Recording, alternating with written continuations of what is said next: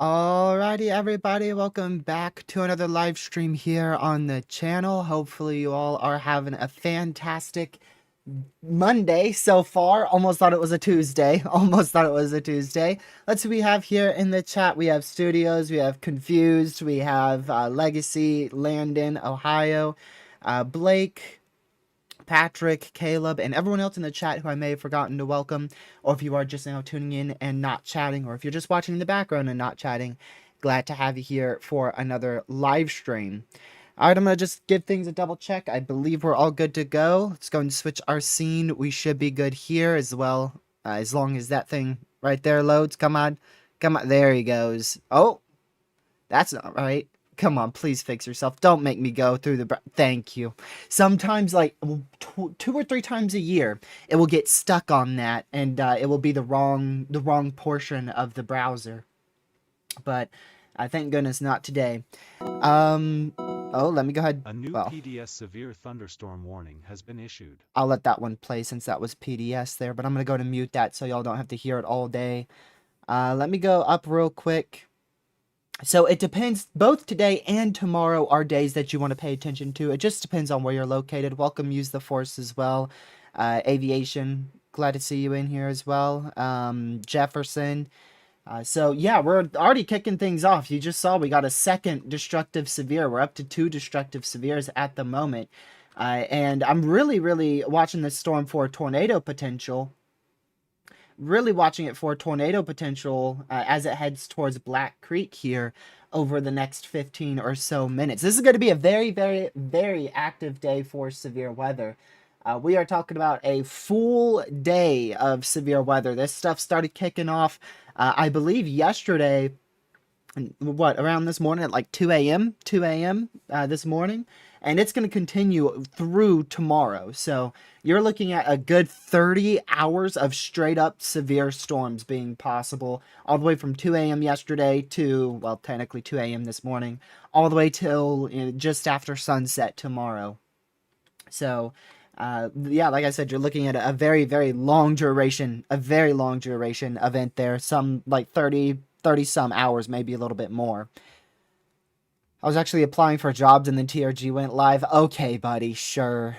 Also, you didn't censor jobs, so I gotta ban you. Sorry. Rules are rules. Thank you, Use the Force, for the 1 gifted membership. Thank you so much.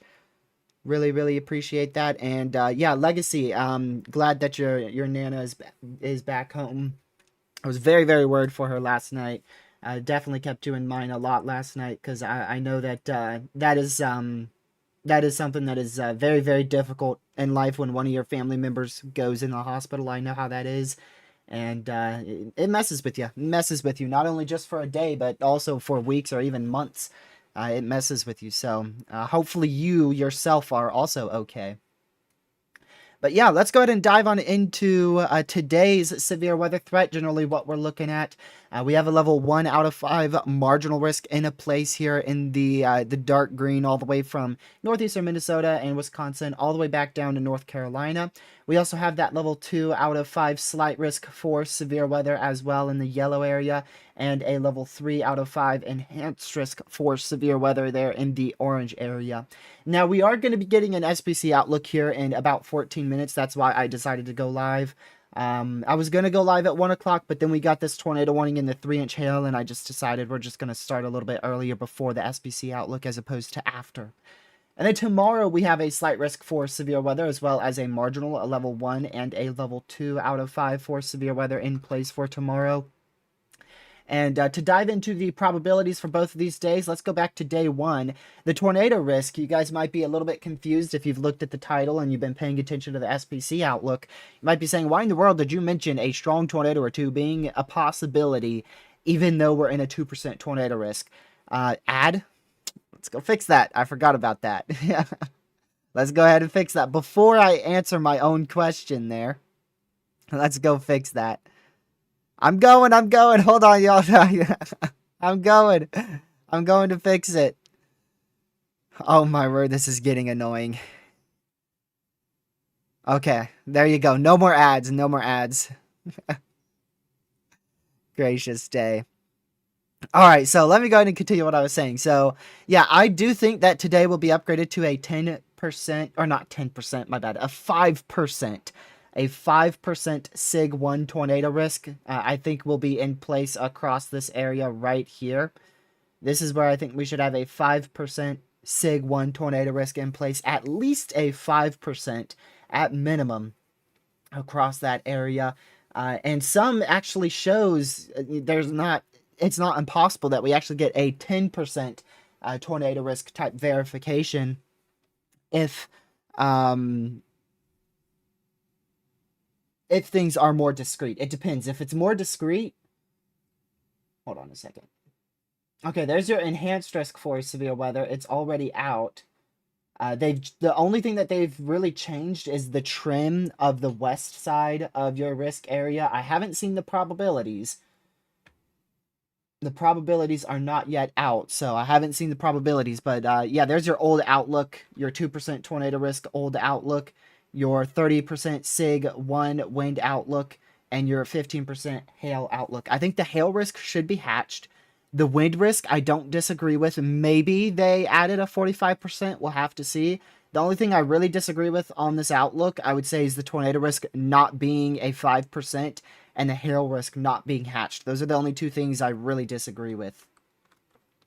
Just got a new tornado warning out here. Let's go to this because I know we have some viewers that watch from this vicinity. We have a few viewers that watch from this vicinity right in here. So if you are out here in southeastern Wisconsin towards Milwaukee right now, not getting anything too crazy, but it's actually just to the west of downtown where we're seeing some of that tornado action trying to pop up here. These aren't necessarily very impressive supercells. However, we have quite the environment in place here across this area, so there will be the potential for a few tornadoes, maybe even one strong, out of this cluster here. This is our first opportunity for a tornado or two, maybe one strong comes right in this area, and then later on today we'll actually get an increase in that opportunity for a strong tornado or two being a possibility as well. So we kind of have two separate risks that we need to watch. This first one is going to last about 3 hours or so out here. We got a new HRRR that I am very curious about because it actually takes into account those supercells that are heading towards, in Milwaukee. And yeah, you could see a very, very, very different solution here. So if we take a look at like the 14Z HRRR here, our main event, according to the last HRRR, was actually going to be closer to 7 p.m. Eastern time. But now, since these supercells have fired towards the Milwaukee area, the HRRR is kind of thinking the main event is actually going to be now till about 7 p.m. So a lot of uncertainty. I would not say that that's actually going to happen. It's really going to be a now casting event today, where we're just going to have to really keep an eye on how the storms are actively performing, to be able to know what they're going to do in the future. So there's a lot of uncertainty with today's risk, but I do think that we will have the potential for both a few tornadoes, one or two strong, and then also an MCS or derecho. We'll have to see which way we trend. Either we're going to trend to more of a tornado threat today, or we're going to trend towards more of a damaging wind threat today. One or the other. And it's really 50-50. We really don't know. We really don't know. But either way, we're going to get a lot of severe weather today. And all hazards are likely to be significant. We could see significant tornadoes. We could see, and already have seen, significant hail. And we could see and have already seen significant wind. Pennsylvania is not going to be in that big of a threat today. The only area I'd watch in Pennsylvania is far western Pennsylvania tonight, and then far southeastern Pennsylvania tomorrow. I heard yesterday we had 10K Cape in Iowa. Is that true? That is correct. Yes. We had 10,000 instability out there, and wow, I fully disagree with this outlook in Iowa. This is I do not agree with this. A 2% tornado risk. I guess I'm going to have to change the title just so that way it doesn't seem like clickbait. But there's your 2% tornado risk. I really highly disagree with that. The wind risk, I agree with. Yeah, not surprised they didn't add the 45% because there's uncertainty on if we actually will be able to get a MCS or derecho. And I severely disagree with the hail risk. We have 3-inch hail ongoing right now, and we didn't hatch the hail risk. So I severely disagree with the hail risk by far. The wind risk, I agree with that. I mean, like, if they went 45 sig 1, I'd agree. If they kept it 30% sig 1, I'd agree. I don't disagree with the wind risk. And that tor risk, I mean, just look at this. If we go forward in time, even just an hour from now, you are talking about a very favorable environment right here across Chicago, paired with semi-discrete to clustered supercells training right along that frontal zone. So you could even, if this actually does pan out, you could even get the chance for an intense tornado on that, because the boundary is increasing the vorticity in the atmosphere on top of the lower level and mid-level wind shear, on top of the volatile environment you have instability-wise, and then the quite favorable semi-discrete storm mode that you have there as well. So yeah, and then your temperatures are going to be in the mid 80s right along that frontal zone, dew points in the low to mid 70s. So I don't know why they didn't add a 5% there. That's definitely quite the choice. We're now up to 4-inch hail. 4-inch hail and a unhatched hail risk. I do not know why they didn't hatch that hail risk. That is insane. That is insane. We have 4-inch hail ongoing heading towards Green Bay. So this is a life-threatening situation if you live around Seymour in Wisconsin, Black Creek, Green Bay, all those areas. You're in a life-threatening situation with 4-inch hail ongoing. And just a friendly reminder here, we go to your SPC outlook. You're in, that's not even the new one. You're in a 15%. You're in a 15% hail risk with 4-inch hail ongoing. It is not every day that you see that. There's your new outlook. I really don't know why they didn't hatch that hail risk. I at least think they should have upgraded to a 5% tor. The significant side of the tornado risk might be a little limited if we get too high of temperatures. But I don't know why they didn't add a 5% tor and a hatched hail risk there. That's very, very strange. We'll also have to keep an eye out on that rotation near Black Creek as well. But the biggest problem with this is the 4-inch hail ongoing. I can't tell you the last time I've seen that. It's been a long time since I've seen 4-inch hail ongoing. I'm trying to think the last event I saw that. It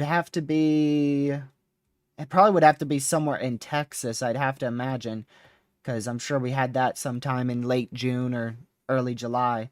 I haven't seen a 4-inch hail severe in a while. I have not. I've seen a 3-inch hail severe. I believe last week we had that. Or maybe even earlier this week.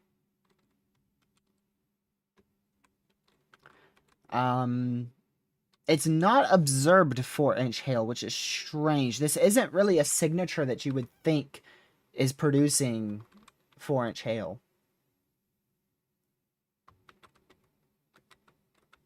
Not really a signature you'd think is producing 4-inch hail, but NWS believes it is.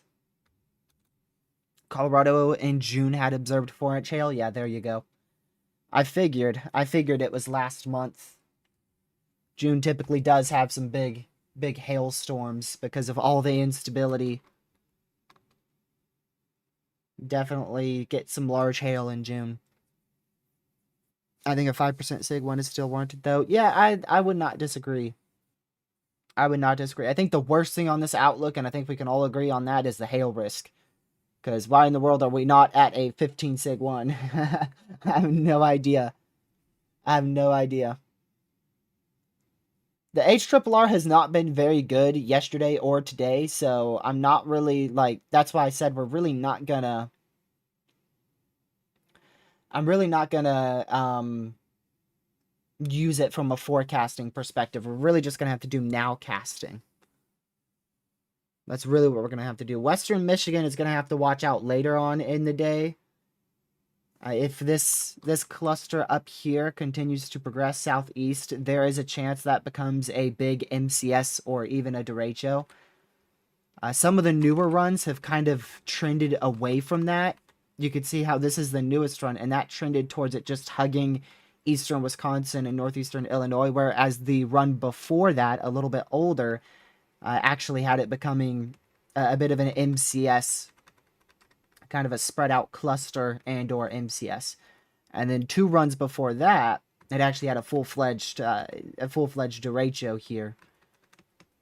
So it's kind of been all over the place. There's a lot of uncertainty today. We could literally get anything from literally a tornado outbreak. We literally could get anything from a tornado outbreak today to a derecho. Because this is not a low-end environment. Again, I'll switch to the supercell composite. It's a decent environment that will be in place wherever these storms go. Really, wherever they go. That environment's going to shift in coordination to how our storms are. Like, if our storms stay this far to the west, our main environment probably won't actually get out here into Indiana and Ohio and Michigan. But if this ends up, dying out or not continuing to be severe, that might allow for that best environment to shift back towards Michigan, Indiana, and Ohio. So here's your new SPC outlook. We still have a level 3 out of 5 enhanced risk for severe weather in play today. I disagree with it, but we still do have only a 2% chance for tornadoes. That's technically a 1 out of 5 risk for severe weather there. And then the damaging wind side of things, of course, we have that very large 30% SIG 1, which is what's warranted the enhanced risk today. And also disagree with this. This is a 15% non-hatched hail risk, which, by the way, a SIG 1 hail risk would mean hailstones greater than 2 inches in diameter. We have already seen a few instances of 3-inch hail, 4-inch hail, 2.75-inch hail, and then I think we had another 3-inch hail severe as well. So I don't know why it's not SIG 1. I don't know why. Let's see here. Hello, Gritty. Welcome to the stream. HRRR showed a derecho last night in Wisconsin, and we got nothing. Yep. That's why I said yesterday in the Discord server, I wouldn't trust the HRRR because it's been wrong so much this year. That's why I didn't make any tweet about a serious tweet. I made a joking tweet. I made a bit of a joking tweet. I tweeted the 00Z HRRR yesterday. A gif of it, and I said just your average derecho lasting 16 hours on the new 00Z HRRR. There's high uncertainty, but also high potential if you're in the risk area today and tomorrow, which was yesterday and today. Stay hyperweather aware as the forecast may change rapidly. It has changed very rapidly. And it has changed rapidly multiple different times today. This is super late than expected, too, I'm pretty sure. It depends. Because from some of your models earlier this morning, this is actually ahead of schedule. But from your model runs yesterday, this is like 12 hours behind. Like, this line is supposed to be in Indiana right now. So, very, very, very, very uncertain day for severe weather. Whoa. Okay, that looked a lot crazier. I accidentally used the Chicago radar right there. Gave me a bit of a jump scare. That's how it looks like in the upper levels. But thankfully, that type of rotation and wind is likely not hitting the ground.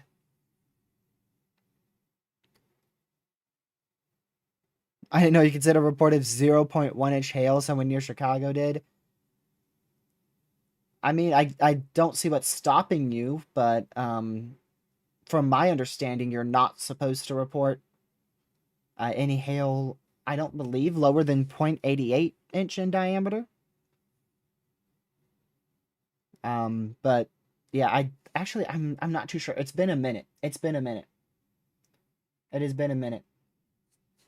But I think you're supposed to report damaging winds at or greater than 58 miles per hour and hail at or greater than 0.88 inch in diameter. And you're supposed to report any wall clouds, funnel clouds, or tornadoes. At least from a storm spotter standpoint. That hail threat, I feel like I'm trying to remember. It's been 4 years since I took the class. It might be lower. It might be lower for that hail classification now. I haven't taken the advanced class that I definitely should. It only happens like once a year, and I never get notified of it until after it's happened. Hail that small is basically sleet. I don't even know how you would measure that. That's practically a raindrop. I mean, really, how are you going to measure 1/10 of an inch of hail? Like, that's going to be so tiny. It ought to melt by the time it hits the ground. It really ought to. Really, like the tiny hail that you see is probably about 0.25 inch in diameter. Anything smaller than that, I feel like is going to either completely be blended in with the grass or almost instantly melt. MPing allows 0.25 inch hail. NWS, they allow 0.88. Wow. Yep, that's what I was thinking, Caleb. Hopefully that still stands. Don't quote me on it. I think that still stands. But like I said, it's been 4 years since I got my certificate, so it's been a hot minute. Yeah, today won't be anything like the 2020 Iowa derecho. I can guarantee that. And the good news is Iowa's barely even going to be affected today. Now, we still might get a derecho, but man, Iowa, Illinois derecho in 2020, that was one of the most destructive and insane derechos ever.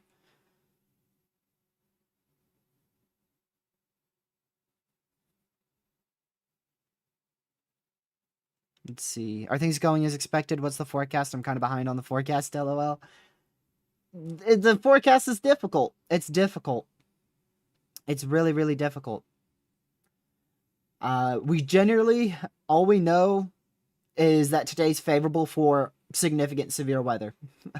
That's really all we know. We know we have a lot of CAPE in place. We know we have a conditional strong tornado threat, from what I understand.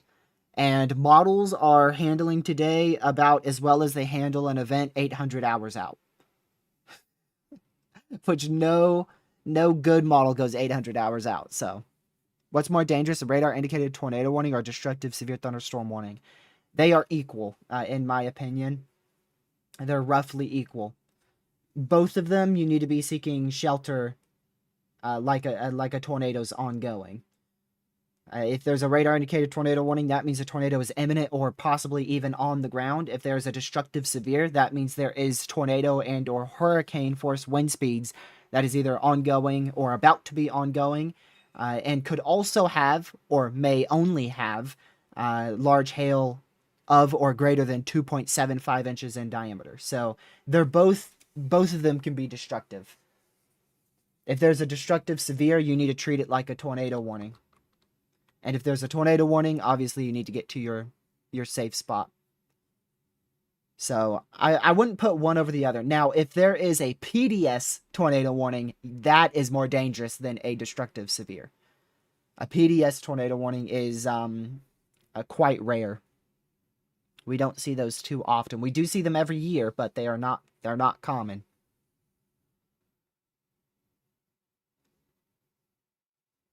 I'm in the southern tornado warning. Well, the good news is these storms have kind of turned a little bit more clustered.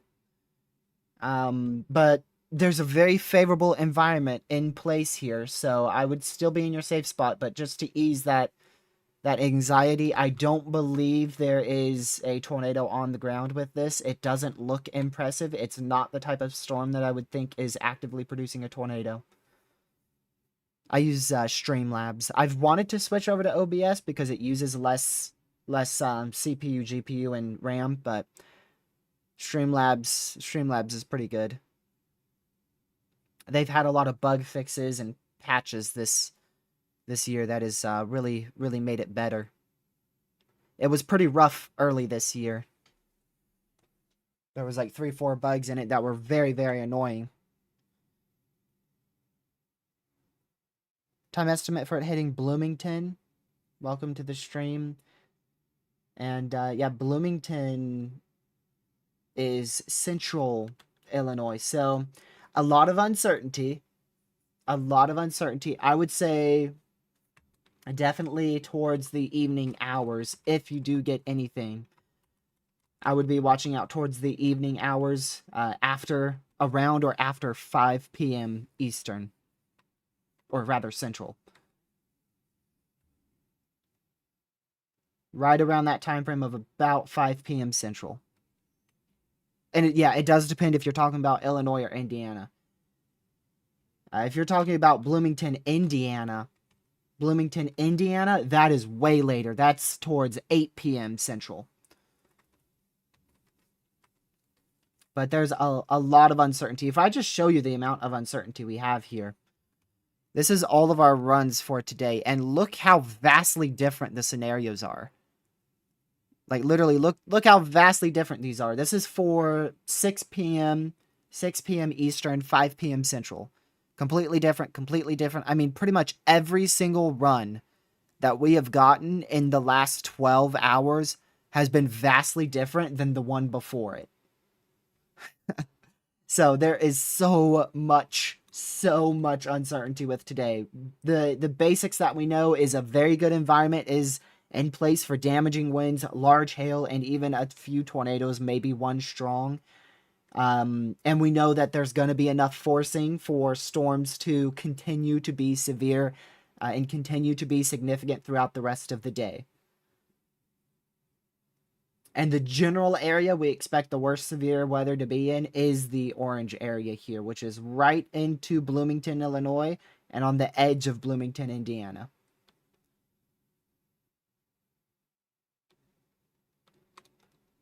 Yeah, and the Great Lakes adds an even higher amount of uncertainty with this because the Great Lakes has like lake breeze. It has different environments over the lake.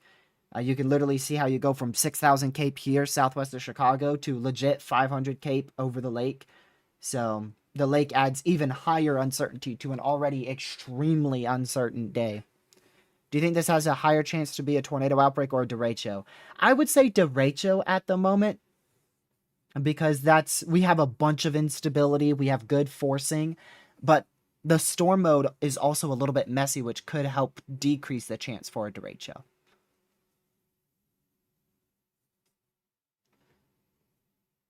There's a lot of differences, man. There's the potential for a tornado outbreak and a derecho today. And there's also the potential that this just stays a bit clustered and it ends up being a crazy hail outbreak. I mean, we already have down here 1-inch hail, 70-mile-an-hour winds, 1.5-inch hail, 70-mile-an-hour winds, 1.75-inch hail, 70-mile-an-hour winds, 4-inch hail, 60-mile-an-hour winds, 2-inch hail, 60-mile-an-hour winds. So we already have a pretty good severe weather outbreak ongoing. This is weather-wise. I'm a big weather-wise person. Now, this weather-wise is going to look a lot different than yours. I can tell you that for certain because I have spent months getting it to look like this, and I think I've done a decent job so far. You might be able to get it to look a bit better than this in your own eyes, but this is about as good as I could get it to look for me. It only took months.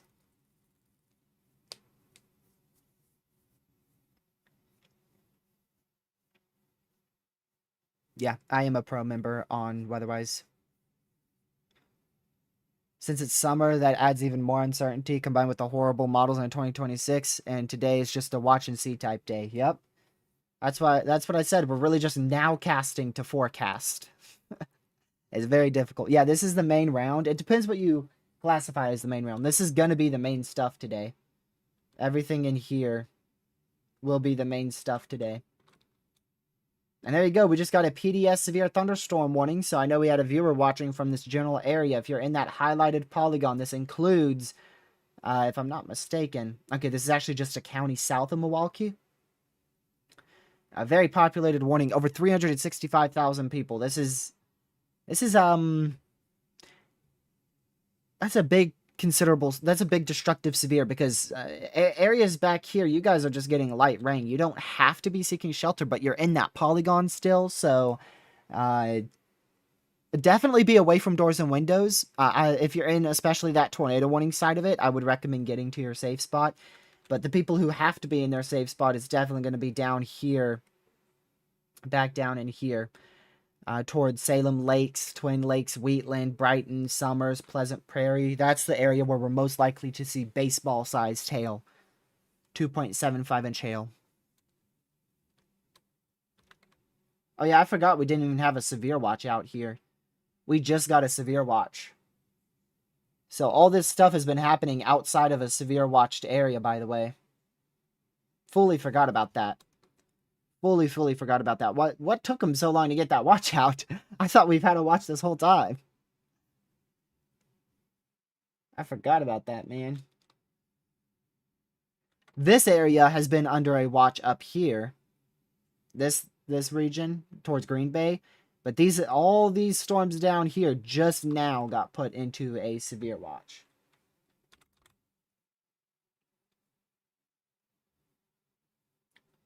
Normally, those severe watches come out sometimes even before the first severe warning comes out.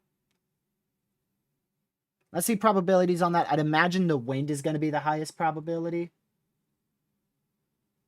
Yeah, 70-60 wind threat. So that's a 70% chance of 10 or more damaging wind events of 58 miles per hour or greater, and a 60% chance that at least one of those is at or greater than 75 mile per hour winds. The tornado risk, only a 20% tornado risk and a 0% strong tornado risk. So I'm going to go ahead and change that title, even though I do think we have the chance for a brief spin up strong tornado today, since that wording is so low. The SPC definitely thinks that today won't be a big tornado day. However, we also had a severe thunderstorm watch with like 40 tornadoes the other day. So you never know. So I'm just going to change that. Tornadoes in a derecho possible today. I'm going to get rid of the strong tornado or two wording down here as well. Just because the SPC seems to have not opted for much of a tor threat today.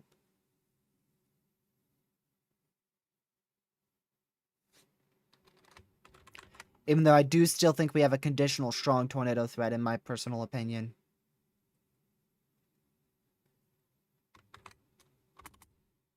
Aw, man, the text glitched. Here comes a big text across your screen. That's one of the bugs that Streamlabs still has, is when you change the text, sometimes it will just fully disappear and bug. That's probably the only bug that I know of on Streamlabs.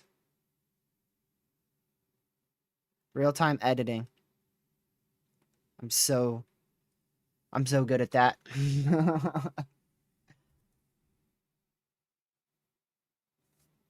Let's see what these storms are doing. Yeah, we'll have to watch that little area of winds there. They already have it warned for 70-mile-an-hour winds, but I would also watch that for a small tornado threat as well. Yeah, there you go. They just extended that tornado warning to a very small quadrant in far southeast Wisconsin. Still maintaining with 4-inch hail and a tornado possible tag now out here for Appleton. So get to your safe spot. Treat that like a tornado warning if you're in that brown highlighted polygon in east central Wisconsin for Black Creek, Harrison, Forest Junction, Wrightstown, Greenville, surrounding areas. Over 219,000 people under that severe warning. Thank you, Sports, for the $5 donation. I greatly appreciate it. Keep up the great work. I appreciate what you do. Thank you for supporting the channel. You're a member as well. I greatly appreciate the support. And yeah, thank you for being here. You guys don't have to donate. I really appreciate it. Sports, you actually got gifted a membership from Use the Force earlier today. I thought I recognized your name. Use the Force gave you a free 1-month membership, and I appreciate the $5 on top of that greatly. Do you think today could go 45% wind risk or 30% SIG 2? Which do you think has a higher chance of happening? I think a 45% SIG 1 wind risk has a higher chance of happening. However, I don't think it will. Our next update is 4 p.m. Eastern, which is like 3-4 hours away. About 3 hours away. It would be a last second 45% SIG 1, and I don't think that's actually going to happen. Thank you, Chris, for a $5 donation. I really appreciate that.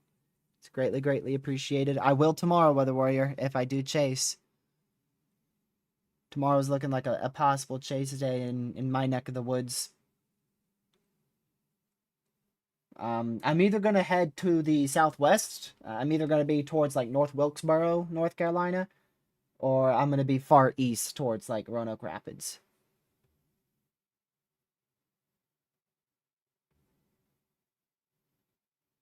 Critty, thank you for the $5 donation as well. Appreciate that. Check Green Bay Storm. Green Bay, that's up here. And not much rotation with it, but look at that. That has such a good look to it. If we had just a bit better environment today, this would easily be a good, strong to intense tornado threat right here. I mean, you've got a fully discrete supercell, although you do have a little bit of convection behind it. And you have giant inflow. It has a crazy look to it, so yeah, I definitely know why you're watching that. If we do look, that might be just off of the best environment. No, that's right on. Look at that.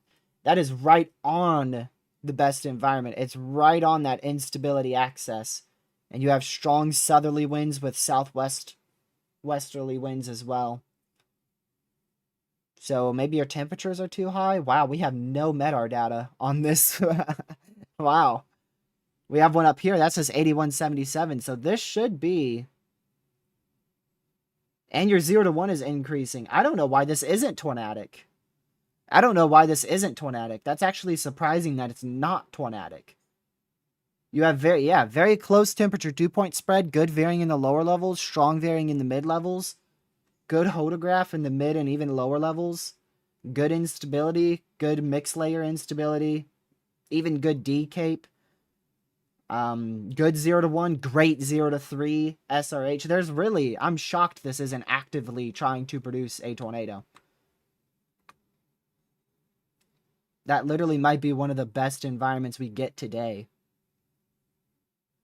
Especially because it has that 150 plus 0 to 1 kilometer SRH.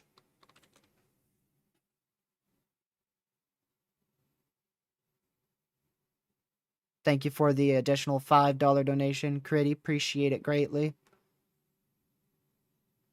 And the other $5 donation that I didn't see.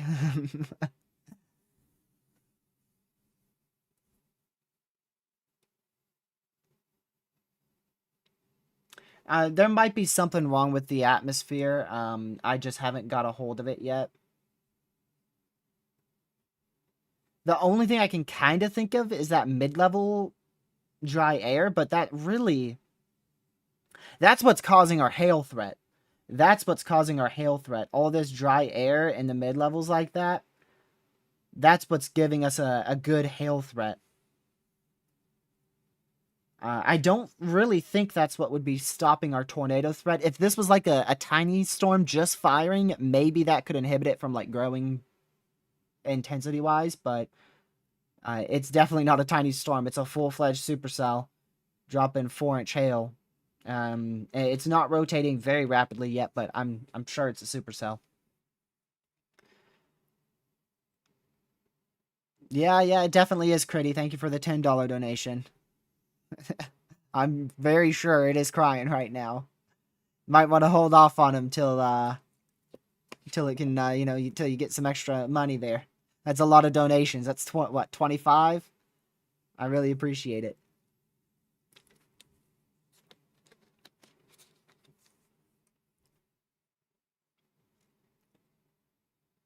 I'm missing other comments because all the donations are bringing they're taking all my attention away.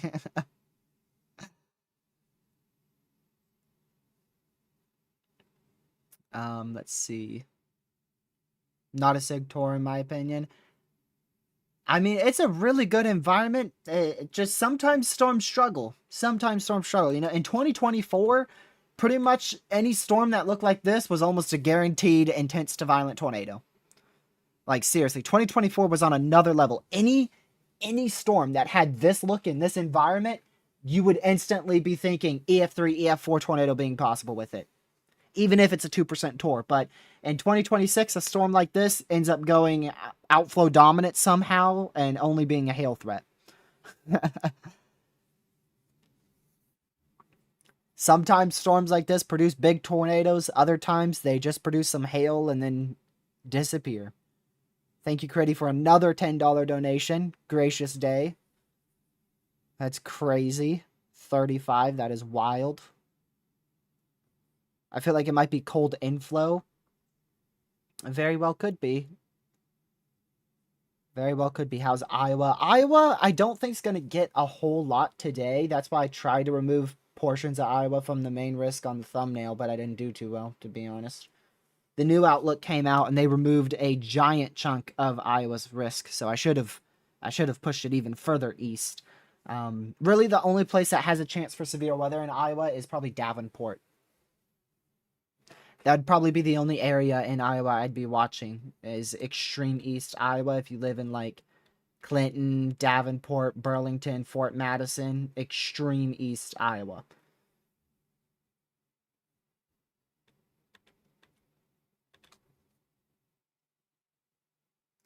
Cody, thank you for the $5 donation. Really appreciate it. And Critty with another 5. Remove Caleb's mod right now. Very, very tempting. Very tempting. I go back to school tomorrow. Oh, yeah, that tomorrow, July? School's starting back, isn't it? You go back on a Tuesday. Weird. In July, though? Really? Really? I finished in, when I was in school, we finished in very late May or very early June, and we were out till, like the first, like the last week of August, second to last week of August. Sometime towards the end of August is when we went back. Sometime like around, something like near August 20th, right around there. I don't know what day that is. I could have just chose like a weekend for all I know. But normally that's what my school year was. School ends in early June and then comes back very late August. That was the average. Thanks, Gritty, for the dono. I need my mod. Yeah, you might need your mod. One more year. So you have this year and then next year? Or is this your last year? You said one more year, so I'm thinking, oh, wow. Well, that needs to be tornado warned. Yeah, so this was one of the areas I pointed out just not but probably 5-10 minutes ago. If we could get these red velocities to increase, this is gonna, there you go. See, National Weather Service in Chicago, man, they don't mess around. I like NWS Chicago. They don't play. Right when they see a good couplet, boom, it's tornado warning. They don't wait. Especially when it looks that good. And look at the terminal radar. Wow. Look at that terminal radar. So this, if you don't know what a terminal radar is, basically it's a radar site, but mini. It's a tiny radar site that scans very low in the atmosphere that we use at very close range. So it becomes very inaccurate only 1,000 feet out. Like once you get above about 500 to 1,000 feet out, or right around that vicinity, it's very inaccurate. I think this one probably gets inaccurate about 500 to 800 feet out. Whereas our main radar sites, those things can go 5,000 feet out and still be pretty accurate. So terminal radars, think closer range, but higher resolution. That's what a terminal radar is. That just might be a tornado. That just might be a tornado.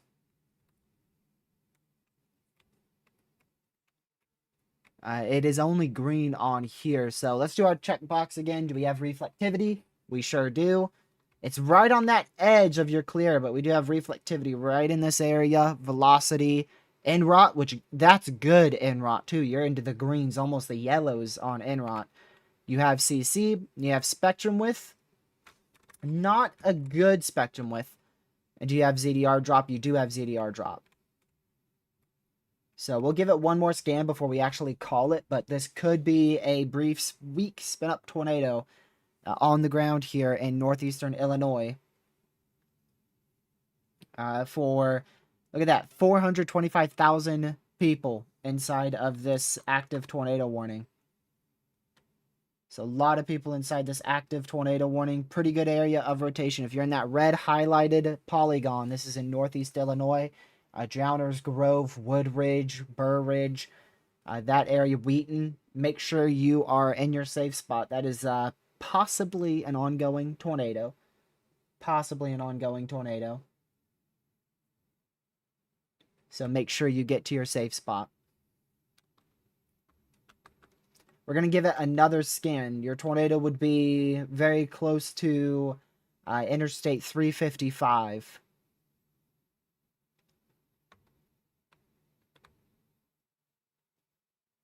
I'm going to go check on our other storms here. Big time wind starting to form over Apple Creek in northeastern and east central Wisconsin. More of east central Wisconsin there. So this thing was a huge hail threat and still is, but it looks like it's turning into a big wind threat.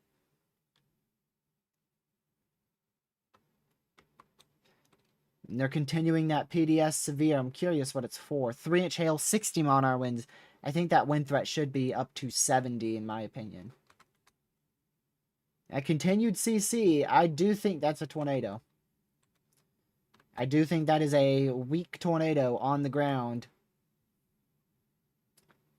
Spectrum width is not very evident there, so if it is a tornado, it's a very weak and a very brief one.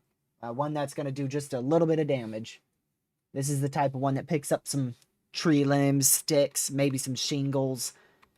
It's not the one that ends up, being a strong to intense tornado. It's a very brief, weak tornado. Still a tornado that is going to be doing damage, though, if it is indeed ongoing, and definitely one that you need to be in your safe spot for if you're in that warned red polygon, again, in northeastern Illinois. This is just, I believe this is barely west of the Chicago suburbs, like the Chicago city limits, I should say, not suburbs, but Chicago city limits.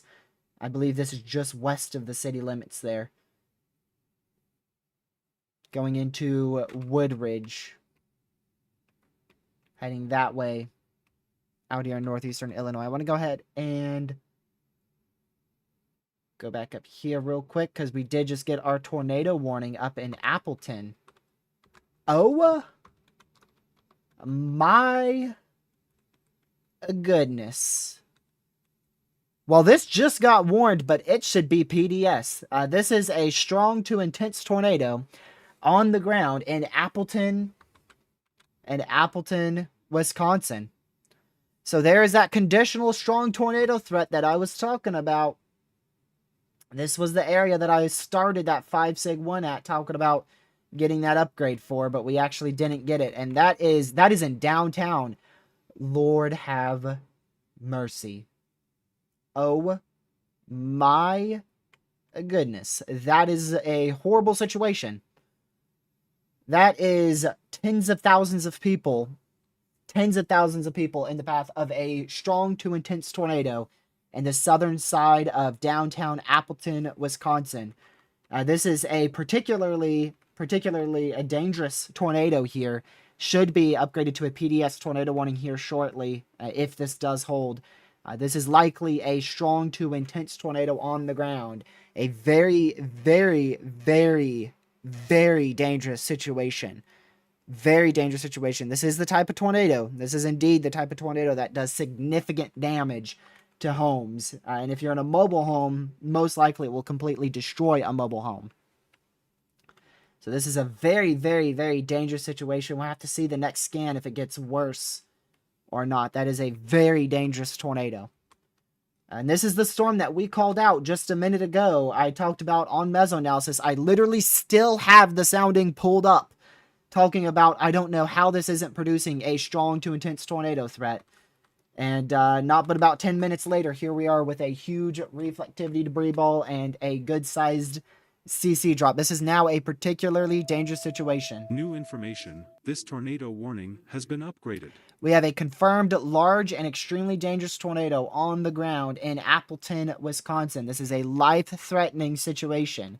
If you are in the path of this, you are in a life-threatening situation where you must seek shelter now to protect your life. And also don't forget your pets. Bring your pets indoors and in your safe spot with you. This is on the southern side of Appleton over a very... Oh, Lord have mercy. Did you see that CC scan? I saw it for just a split second. You see it? There it is.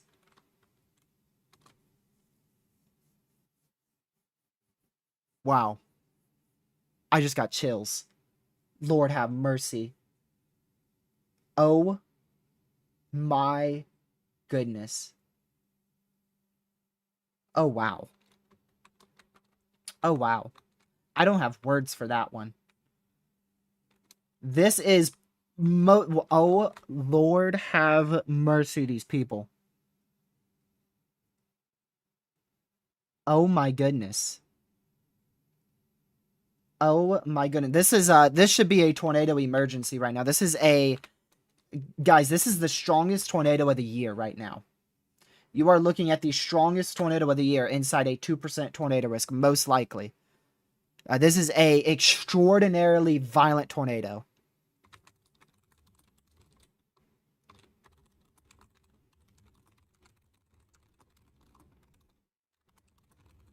Oh my goodness.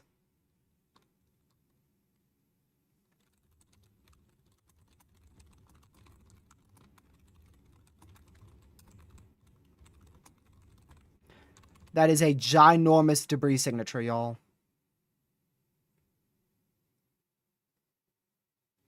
Inside a 2% tornado risk. Holy crap. Again, this is a violent tornado. It's got a little bit more population left before it goes over the water. And then it will be heading into slightly more rural areas. But this just hit a major city. This is a major city. This is one of the most populated cities in Wisconsin right here. That's a Torii, is it not? I swear I just heard the Torii beep. We'll see if it comes in. See if it's in anywhere. This might have just got upgraded. We'll have to wait and see here.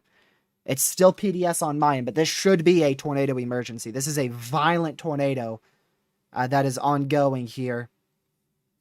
That beep was actually the continuation of the PDS warning, so this has not been upgraded to a tornado emergency just yet. I do believe the tornado down there in northeastern Illinois has also lifted, just to give you guys a heads up down there. But we're going to stay with this extraordinarily violent tornado, one of the strongest of the year right now out here in northeastern Wisconsin, more of east central Wisconsin rather. And we should be getting a scan here within the next 60 seconds or so. My word, y'all. That is an atrocious situation. Again, this is on the southern side of Appleton, Wisconsin. This next scan, this tornado is probably going to be very, very close to over water. It should be right along the beach, if not beginning to move over water here on this next scan, which should be in at any given second. Good news is, once more, this is moving away from this very populated city here. The bad news is it's already done its damage across southern Appleton. Oh, wow. That is the most violent tornado I've seen this year. Oh my goodness. Oh my goodness. And it is still on, it's still on land. It's right on the edge of land. It's going right over Brighton Beach, Waverly Beach, right on the southwest side of Appleton, Wisconsin right now. Holy crap.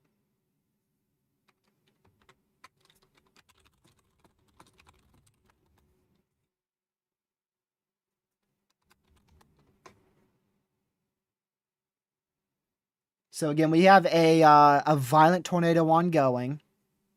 This is an unsurvivable situation here. If you're not underground, there's a very high chance you're not going to survive. This is that 1% of tornadoes that we see anywhere in the U.S.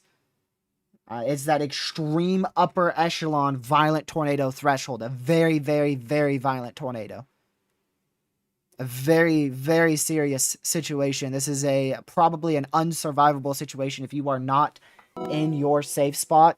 And at that, you might even have to be underground or in a basement or in a storm shelter to survive this. It's a very, very dire situation. Very dire situation. Not one that we see, but sometimes not even once or twice a year. Sometimes we go a full year without seeing tornadoes of this magnitude. I mean, y'all, I have no words. I have no words.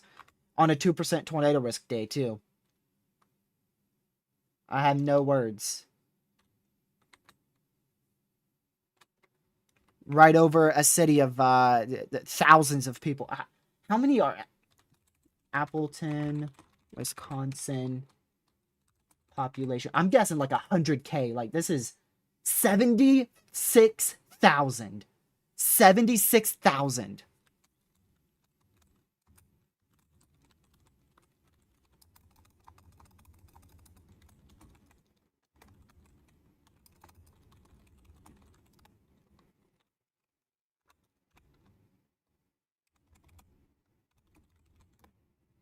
Oh my goodness. Again, this is going to be moving. It is shifted a little to the south. Look at that. It is shifted southwest. This is going to be right on the edge of land. Like, it's going to be like right in here. If it keeps on that southwest trajectory. It's not, I don't believe it's moving due southeast at this given second. See that debris ball? See how it starts up here? And it actually moves southwest. So I don't know if this is going to be going over water for much at all. And I don't understand why this isn't Tor E. This is the most Tor E needed tornado.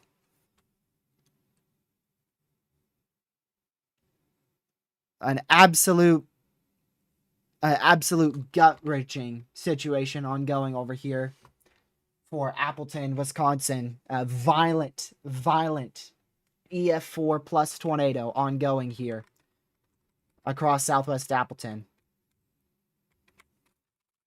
I mean, y'all,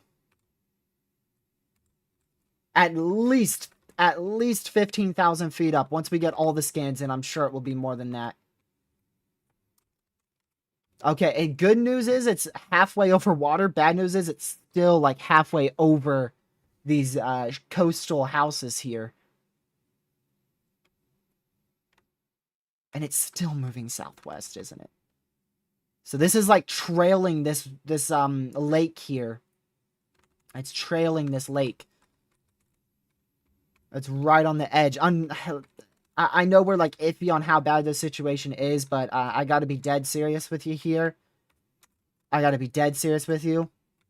Every EMS in this area is going to be dispatched to this region here on Southwest Appleton. I mean, we're literally talking about 10,000 plus people being directly hit by one of, if not the most violent tornado of the year. Like, this is one of the worst tornadoes I have seen in Wisconsin ever. Has been issued.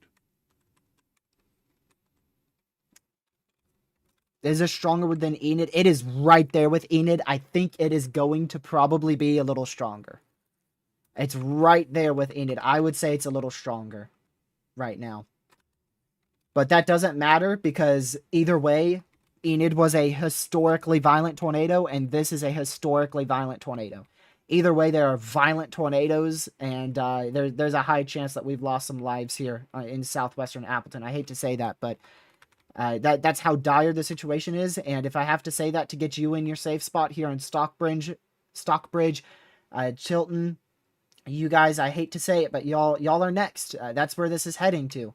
It's heading right in that general area. If you are in this general region, you need to seek shelter. This is a violent tornado.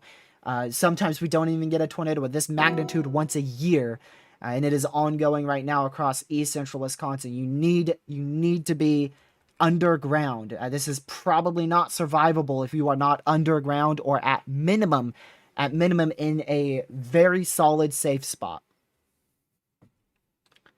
What's the wind speeds? I could give you a rough estimate. If I had to give you a rough estimate, I would say wind speeds in excess of 170 miles per hour based on velocity data.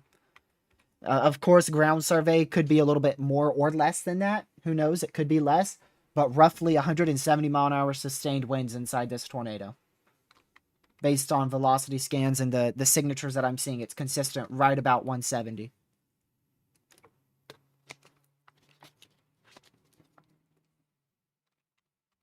Oh my word. And again, you know what's absolutely atrocious? Oh, wow. Okay, yeah, continuing that PDS tornado warning. You know what's absolutely atrocious? 2% tour. Severe thunderstorm watch. And not Tory either. So, oh, Lord have mercy. It's still right on that edge. Can we get another scan here? Should be 30 seconds. We should get a scan in 30 seconds. 30 seconds, we should get a new scan to see if it has shifted off a bit to the southwest or not. It's still trailing the southwest edge of that, so this is going to be heading towards Stockbridge and Brothertown. That's where it's heading to the most right now.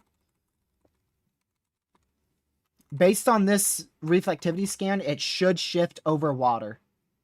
There you go. It is almost entirely over water. There may be a little tip here. Maybe a little tip that could be sustaining some damage. Lord have mercy, look at that. Wow. And the inflow did get cut off. This should not be a very long-lived tornado after this. Hopefully it lifts very soon. But you can see that inflow got cut off. See how this is... Okay, two things can happen here. This is the type of tornado that we talk about that is extremely violent. Either this is going to be a very long-lived, very long-track tornado to the point where it legit could cross this entire lake and remake landfall over populated areas down here in Brotherton and Stockbridge, or this is going to lift very, very soon. One of two things. Because that inflow, when that inflow gets cut off, either that means the tornado is going to choke itself out and die, or it's actually got like a little pocket of inflow that it keeps, and that helps maintain it for literally, you could be talking about upwards of like an hour, depending on the environment, maybe even more in some instances. So we'll have to see if what's going to be the case here. If that inflow's choked off and this tornado's weakening and about to lift, or if this could be a long-lived, long-tracked, sustaining tornado. Either way, if it does lift, we're probably going to have the opportunity for another intense tornado out of this. we're probably going to have another chance for an intense to violent tornado out of this, even after it lifts, if it does, with this first one here.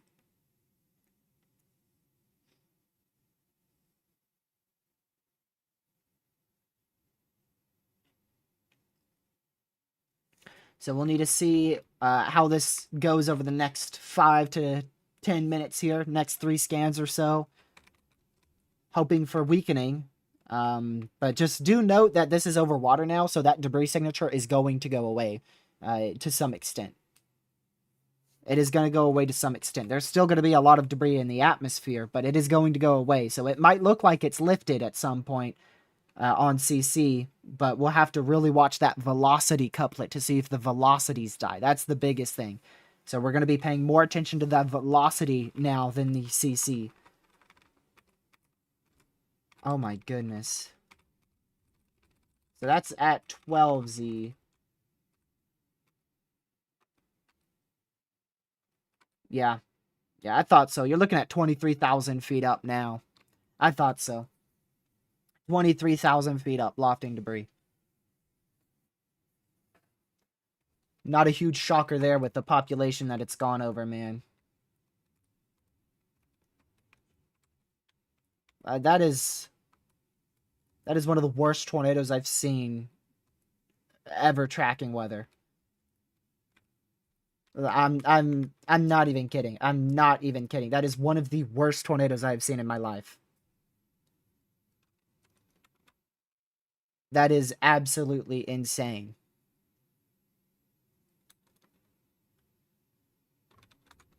That is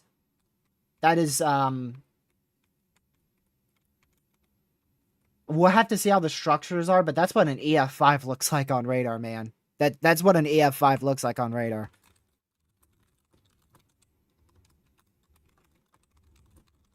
I doubt it gets the rating because obviously it's 2026. But my goodness. And there you go. The debris. Big disclaimer, huge disclaimer. The debris is disappearing, but the violent tornado is likely on the ground still. So do not get out of your safe spot here. If you're out here in Stockbridge and Brothertown thinking, yeah, the tornado's lifting, debris is disappearing. It is over water. It doesn't have anything to pick up. That is why the CC is disappearing. There is still an extraordinarily violent tornado on the ground. Do not get out of your safe spot if you are in Stockbridge and Brothertown. And yeah, there you go. They continued the PDS warning further off to the west, too.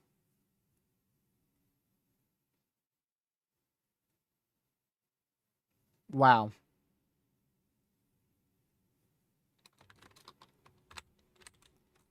Wow, wow, wow.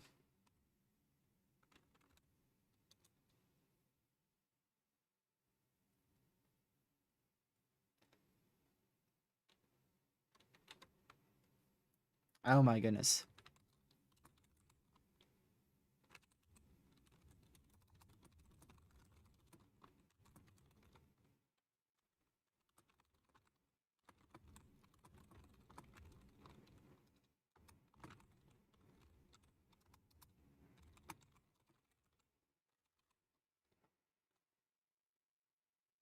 Gracious day.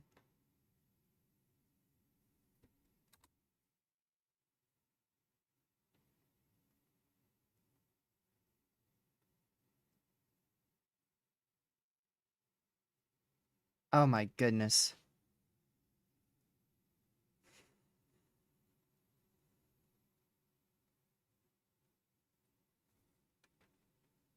And this is this CC it has to do something with like the maybe satellites inside tornadoes or something.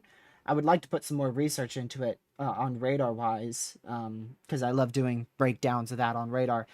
But tornadoes, obviously, they spin like this. When they get super intense, the CC almost reflects it. It's like it has like 4 little spikes on the outside of the CC. There's better examples of this. The immediate one I could think of is Moore, Oklahoma, 2013. Had a very clear signature of like 4 little different tail spikes on the CC.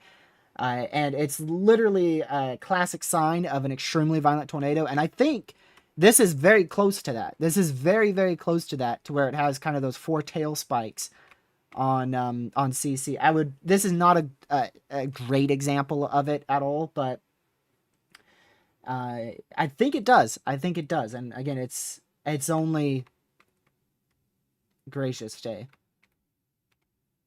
And I mean, if it went over more population, I think it would have been even worse there. Gracious, man. Look at that donut. Wow. Wow.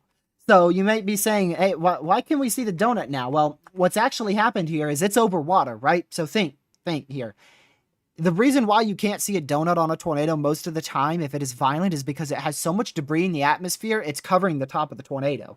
The tornado is lofting so much debris. So when you get it over water, water is not going to show up much on reflectivity or CC. So you're actually able to see practically from the radar view into a tornado.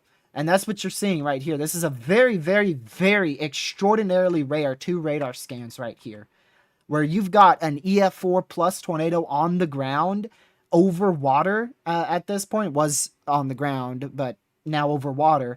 And because of that, the main debris is actually falling into the water, and that's essentially clearing up the tornado to the point where you could see it practically on radar. Like, you could practically see a tornado right here. You could practically make out literally a tornado dead center right there. A very, very rare signature. Very, very, very rare signature that you don't see often whatsoever. And we've seen it over ground. When it happens over ground, it's even more impressive. But when it happens over water, I feel like you could practically imagine the tornado on the ground from a reflectivity standpoint.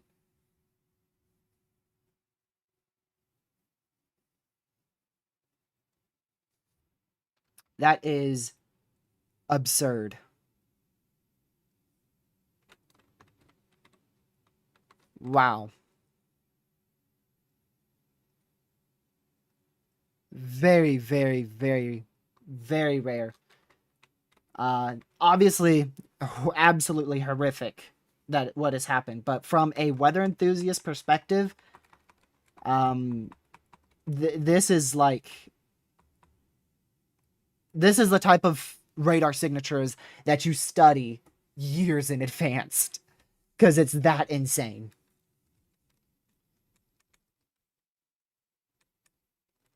Also, if you do live around this vicinity, I know it's very tempting for some people, but if you are in this vicinity here, you've been in these warnings and even maybe in the PDS warnings, don't, if you're not a trained professional, don't try to go do search and rescue. Leave that to emergency management.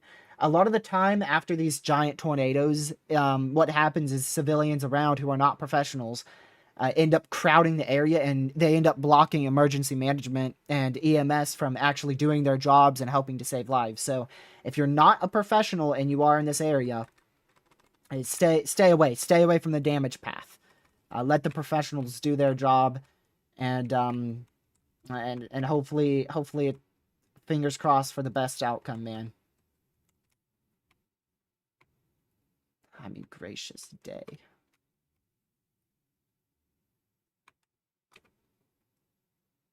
So much to dissect on this one, man. So much to dissect.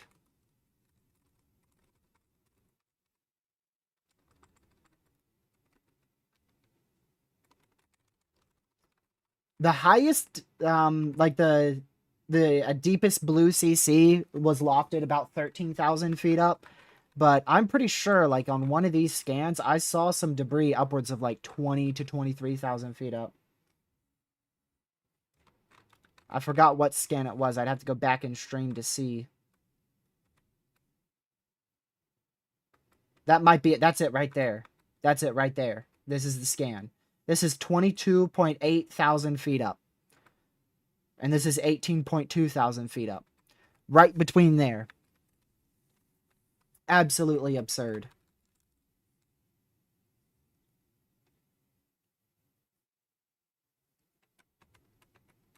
My goodness. So yeah, it looks like this is gonna lift. But watch out for another tornado to develop right in here. So watch out as this goes towards Pipe, Johnsburg, Mount Calvary, and even Brothertown. That's going to be the area where we could get a second tornado to develop that could be pretty significant. I highly doubt it will be as significant as the first one because that is absolutely a tornado of that magnitude, man. I mean, I've only seen a very, very few handful of tornadoes of that magnitude. I hope that it's not as bad as what radar looks. Because radar makes this look like literally one of the worst tornadoes I've seen in my life. So I just hope that somehow, some way, it's not as bad towards the surface as what radar is hinting towards. I do want to go over to Chicago here. Because we could have a significant tornado attempting to develop here for Orland Park, Tinley Park, Homer Glen, Frankfort, and northeastern Illinois.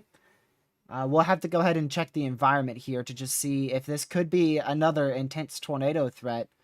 The good news is there shouldn't be as much wind shear down here. That's what the problem was with this one back up in Wisconsin, is it was on the edge of that sweet spot of 170 0 to 1 kilometer SRH. Now it's moving away from that. That wind shear is further off to the north. The storm is further off to the south. So the ceiling for tornado potential should be quite considerably lower than what we just experienced. But still, this storm down here right in Chicago, the west side of Chicago here, still good lower level curvature, good mid-level curvature, good lower level veering, strong mid-level veering there. Good temperature dew point spread you saw there, very close green and red at the surface. Plenty of instability, plenty of decape. Actually, okay decape there, not a bunch. Good 0 to 3 kilometer SRH, but see that 0 to 1? That tornado we just experienced in Wisconsin had closer to 170 0 1 kilometer SRH.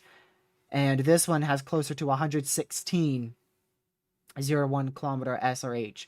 So we still could get a strong tornado threat out of this. It just is a little bit less likely than those storms, than that storm rather, back up in east central Wisconsin. And actually, we just got a special MCD on this. I kid you not. I promise I didn't see that before talking about this. A very favorable environment supporting large to very large hail and a tornado risk will develop across northeastern Illinois into northwestern Indiana over the next 1 to 2 hours. Possibly a strong tornado. So 70, 80 mile an hour winds, 1.5 to 2.5 inch hail, and a tornado or two, one of which could be strong, will all be possible with this storm as it shifts off to the south. That's a special mesoscale discussion from the Storm Prediction Center on this storm. And they also did issue one back for our storm in Wisconsin. Very low. I feel like they probably should have increased that peak intensity. However, probably the reason why they didn't is because this storm is moving away from the best wind shear. So I understand why they didn't go higher on that.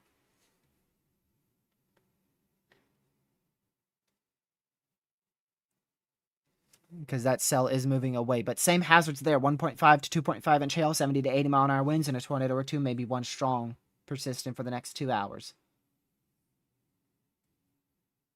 And I'll show you that one back in northeast Illinois, that MCD, in just a second. It's still not up. Waiting for that to get up. So yeah, get to your safe spot if you are out here in Orland Park, Frankfort, Tinley Park. Definitely get to your safe spot now.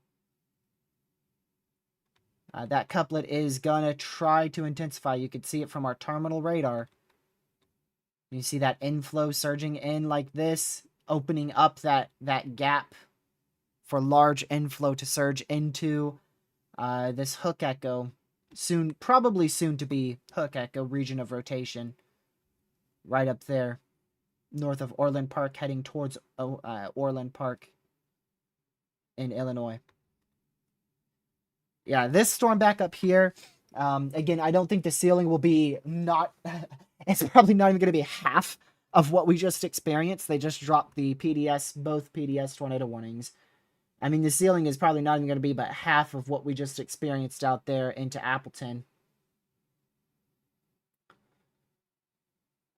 Because that is, it's just the wind shear is decreasing and the overall look of this storm is a lot less favorable for a tornado threat, but I still do believe we could get another strong tornado out of this.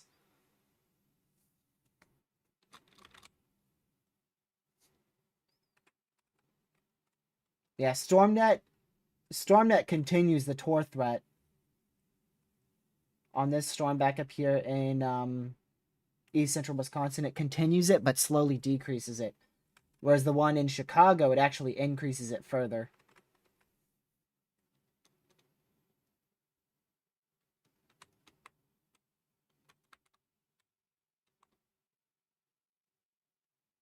Which way is this moving? Is this moving south?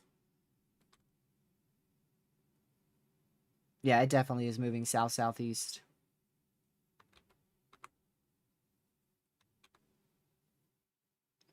Peak intensity should be around 175. If that MCD was issued like 20 minutes earlier, I agree. But it wasn't. So I think their peak intensity is actually quite reasonable.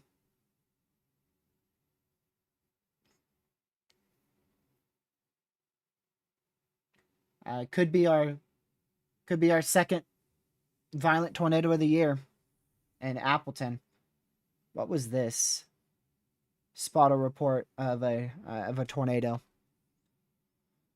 Here's that MCD just so you know where it's located in Northeast Illinois.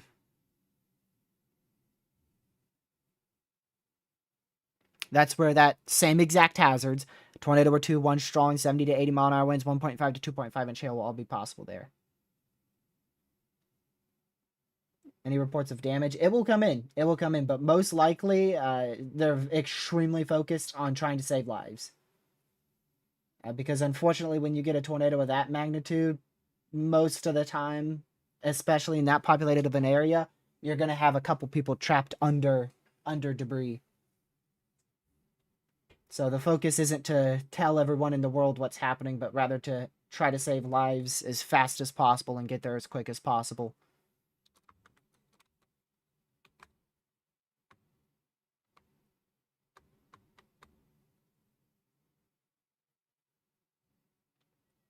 So, yeah, the severe watch, by the way, if we go to the severe watch, they actually did have a 2% chance for a strong tornado. So, there was a chance. It was an extraordinarily low chance, but a non-zero chance.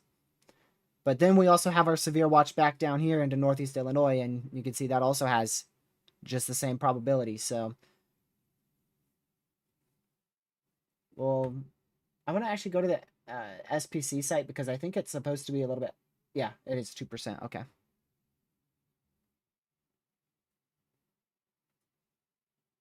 Okay. Yeah. This is trying to intensify. Again, this is not in as good of an environment. Not even close to the one to the north. We're not going to have that same environment again. That was, in my opinion, that's probably by far the best environment we're going to have all day. And it just happened to overlap with that intense supercell, which is why we were talking about it for so long. And unfortunately, it just, it was just in the right spot. It was just in the right spot. It was right on that frontal boundary, right on the warm front. Of course, it was on the warm front because, you know, it's 2026. Now, I'm almost 100% sure that it is shifting south of the warm front. It should be. It's still riding an instability axis, but it is definitely south of the warm front. I believe your main warm front is right in there. And then it goes back up to the north. I have to look at the WPC. We might have two warm fronts up here, actually. We do. We indeed do. Matter of fact, it's on two warm fronts. So that's another reason why. Because you have a warm front that is, I believe, back up in this vicinity up here where it originally fired. It originally fired back up in here. And then you have a low pressure that actually leads to, it's a bit strange, but there's actually a warm front. You'd think it's a cold front, but it's actually a warm front that is draped down here like that. So it is still riding very close to that warm front. So if it does produce another strong tornado, that's why. Because it's still riding on that warm front. Matter of fact, I bet it shows very strongly on violent tornado parameter. Yeah. Gracious day. Yeah. Yeah, it definitely does. Wow. Wow. Yeah, no shocker. No shocker there. That's a lot of violent tornado parameter. Sheesh. And notice how the one in Northeast Illinois is kind of moving away from that. It's still in it, but it's moving away from it. Yeah, and this one is just gonna, it's just gonna ride that warm front for probably hours. So I'd imagine we're gonna have another strong tornado threat from this. Again, I do not think it will be anywhere close to the ceiling of the one that we got in Appleton. But definitely could produce a few more tornadoes, maybe even one or two strong.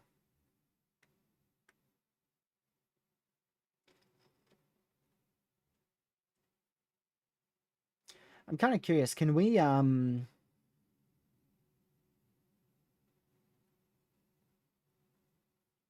see.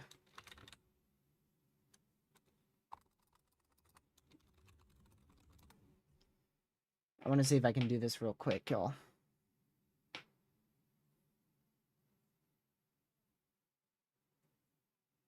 Let me check. Give me just a moment. Okay. I would have to pull up a different software.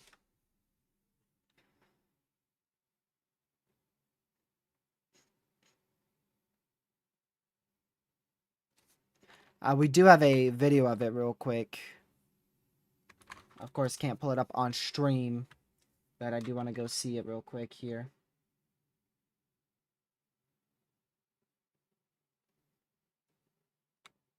Okay, well, that's when it's not even on the ground. It's legit not even on the ground on that video, so that's very helpful. Nice. Love to see it.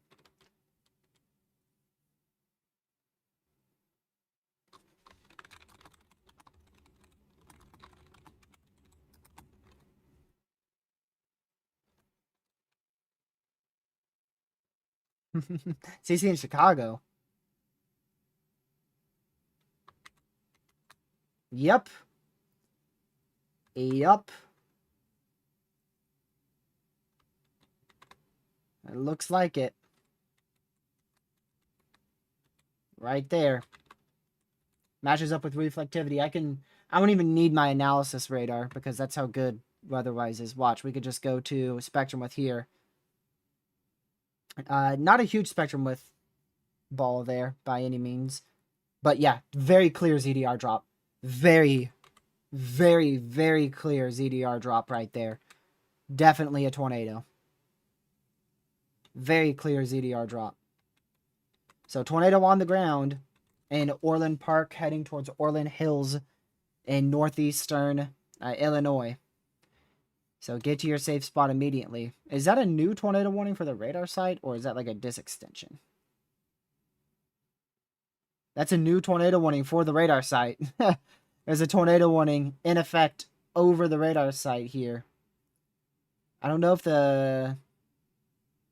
where the National Weather Service is. I suppose they're not near the radar. At least not that close. Some NWSs live very close to the to the radar. Like some are literally like the radar's in their backyard. Others, they live a little bit further away. Yeah, look at that. You can actually see a donut here. You kind of have to squint your eyes to see it decently. And then you can see the middle right there. So this is, I don't want to say a strong tornado because that couplet is so far apart. But for sure a tornado.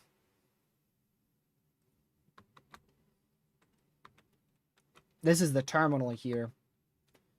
Which you can see still a little bit of that donut. Not as well on the west side It's definitely more broken up. There's a new scan on your terminal. Again, not particularly strong rotation, so I'm not going to call that a strong tornado. But it's definitely a tornado doing damage on the south side of Orland Park.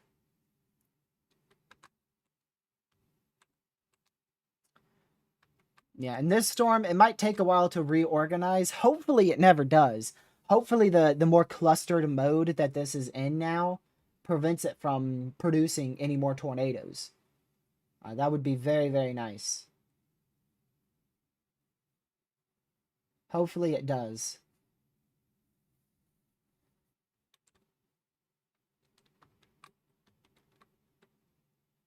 So we'll continue to watch this tornado as it moves off to the southeast, heading towards roughly Orland Hills. South of, barely on the south side of Orland Park.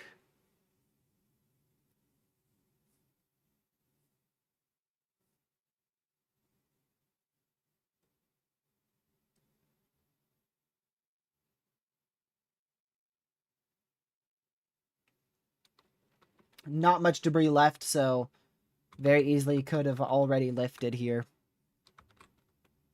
Also, some large hail is going to be a problem in this too. Warned for 2-inch hail. Let's go back to our terminal here. And like I said, not particularly strong rotation by any means. Your terminal's a little bit behind. Let's go to the other terminal. That's further away. The main radar is probably the best radar right now because it's really just as close as the terminals. Yeah, I don't see any good debris signature anymore. But there still could be a tornado on the ground, so you still need to, for sure, be in your safe spot.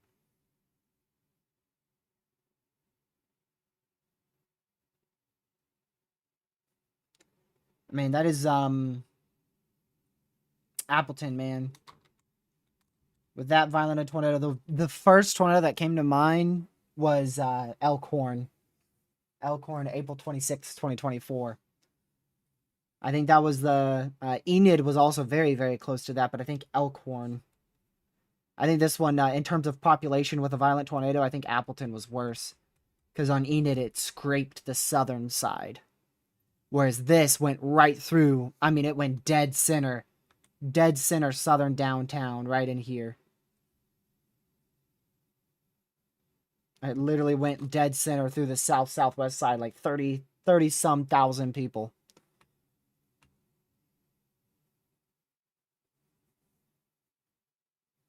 $74,000 without power in Illinois. Oh yeah, that number is only going to go up, especially if we get a more widespread MCS. Looks like this is starting to turn into a big wind bag. Up to 70-mile-an-hour winds here going into Tinley Park. Potentially even a brief tornado. I do think the original tornado's lifted. It could still be on the ground.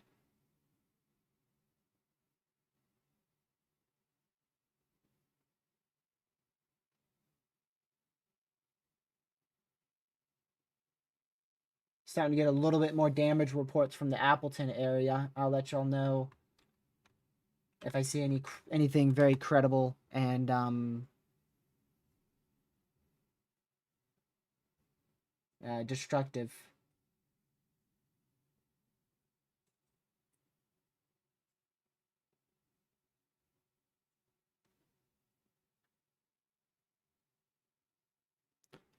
Like level type damage. I haven't seen it, but that is the type of tornado that we had, unfortunately.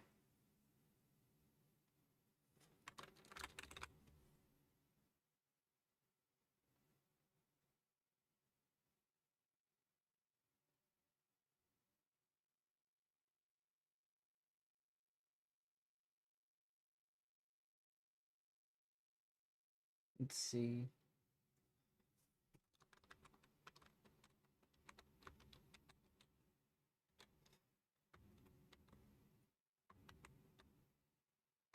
Yeah, terminal radar still does show a little bit of rotation in there.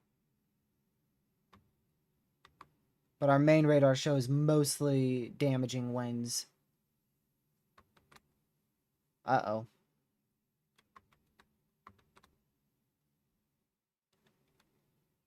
Definitely Definitely trying to gear up for another tornado here.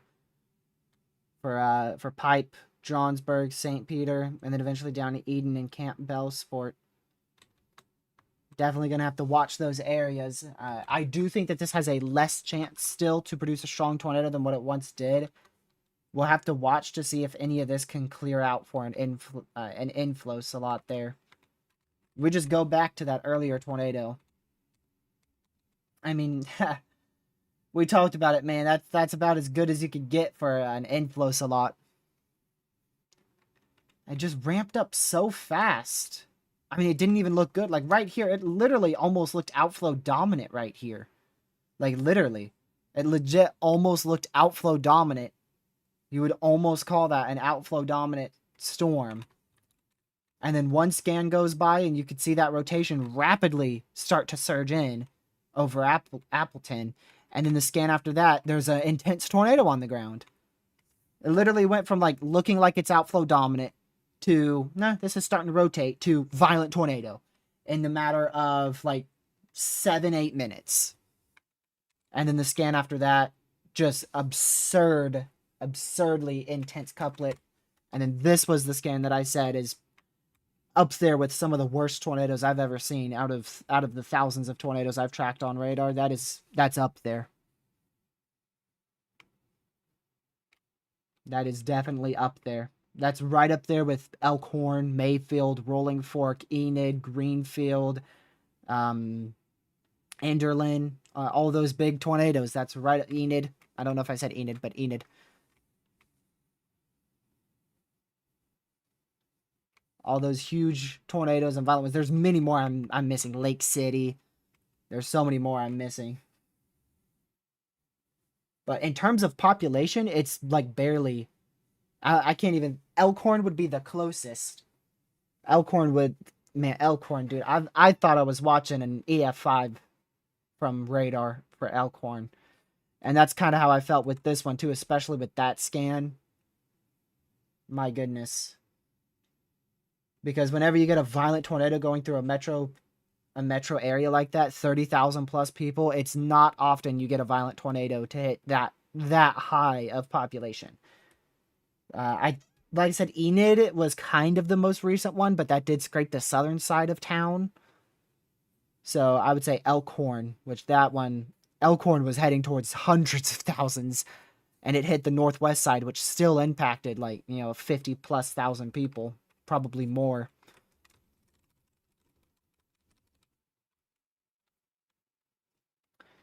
Yeah, we're gonna have to watch it. It looks like that might be clearing out. See this lighter DBZ in here? And then I can almost make out like a hook trying to form in Pipe.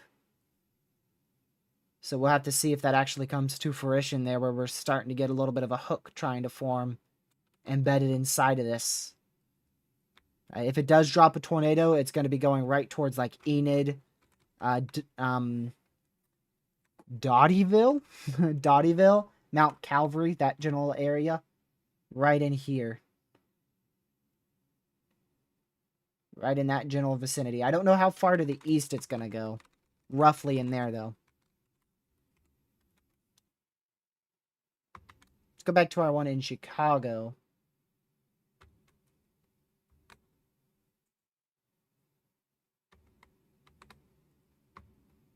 I don't see any good rotation on this. I want to see the... Oh, well, the terminal... The terminal has a little area of rotation over Interstate 57 there. Does the further terminal have that? Yeah, it does a little bit. And the main radar. Yeah. It does.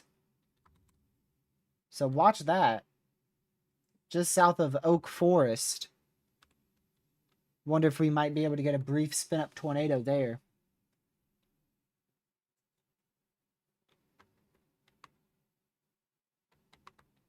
And then, yeah, I do think we need, it's upgraded to 70. We might need an 80-mile-an-hour severe here. The only thing that is probably stopping them from issuing that is the closer terminal doesn't have as high of velocities, up to 90, but there it is.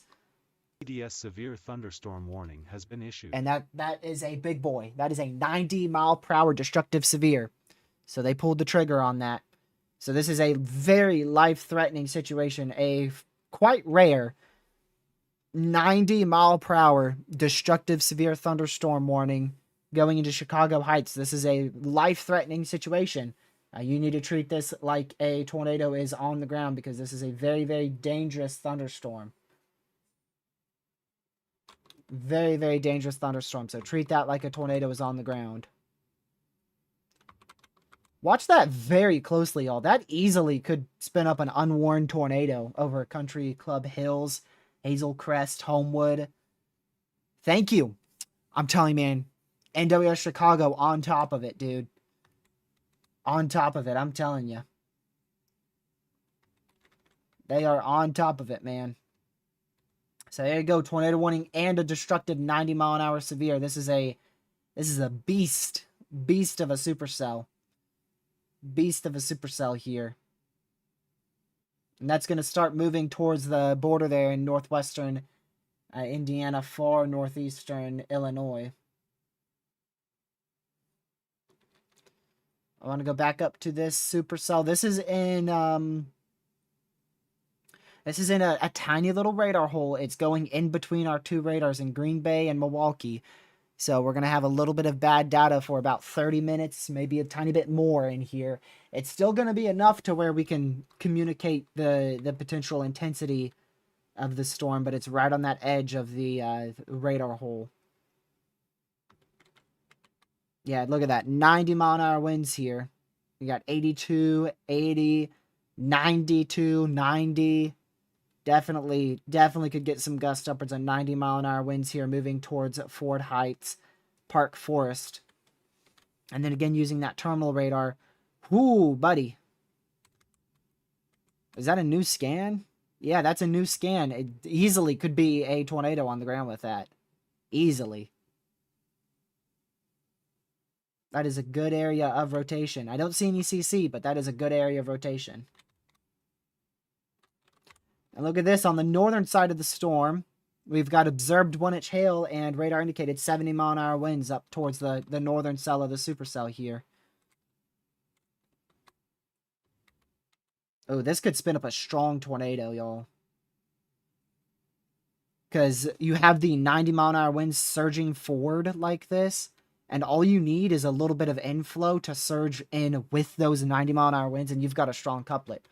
Because just think, if it's right off the bat producing 80 to 90-mile-an-hour winds just from damaging winds, and you get a 20-mile-an-hour amount of rotation of inflow there, that's 110-mile-an-hour winds. That's pretty much borderline strong tornado right there. So this could produce a strong tornado if those 90-mile-an-hour winds meets a good area of inflow, which it looks like it's attempting to. We'll see if it can actually do that. But we'll need to watch that very, very closely.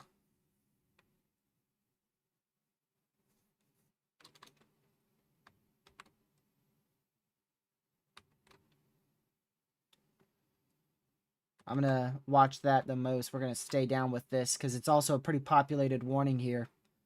Look at that. Almost 500,000 in that. Almost up to 500,000 in that one. And then in that 90-mile-an-hour PDS severe, that's not the 91. This is the 91. Almost 250,000 in that.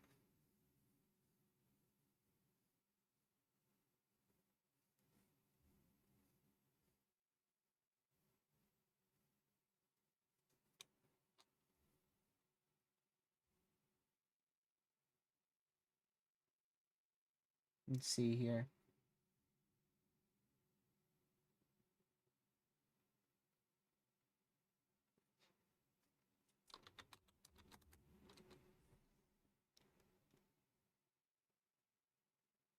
Ooh.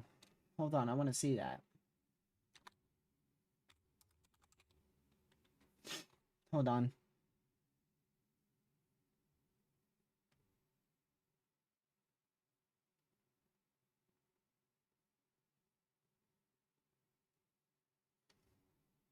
Oh my word. Horrible tornado damage right there. Absolutely shredded the trees. Yeah. Thinking that camera is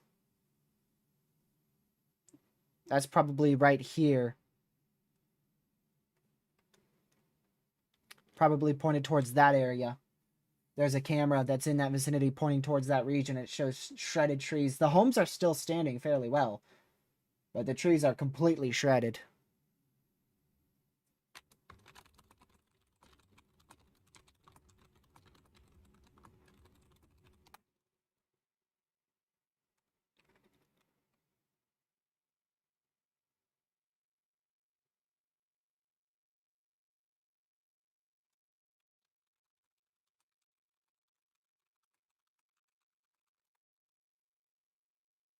Wow. TRG casually playing GeoGuessr again. Yup. You gotta be a professional at many things to be a weather enthusiast, man. That was just a rough estimate, though. Oh, look, another PDS for 80-mile-an-hour winds this time. 80-mile-an-hour PDS severe, radar indicated, heading towards Rosendale, so treat that like a tornado warning as well. It's active, man. What are we at? We're at 4 tornado warnings and 11 severes, but they're higher end. We've got the tornado warning here, which previously produced a potential violent tornado and is probably gearing up to try to produce a strong tornado. We have the tornado warning back down here into Chicago, which is for sure gearing up to try to produce a strong tornado. We have the PDS destructive severe just south of that for 90-mile-an-hour winds, the larger one for 70-mile-an-hour winds, one for Chicago for 70-mile-an-hour winds, and the newest PDS severe for 80-mile-an-hour winds.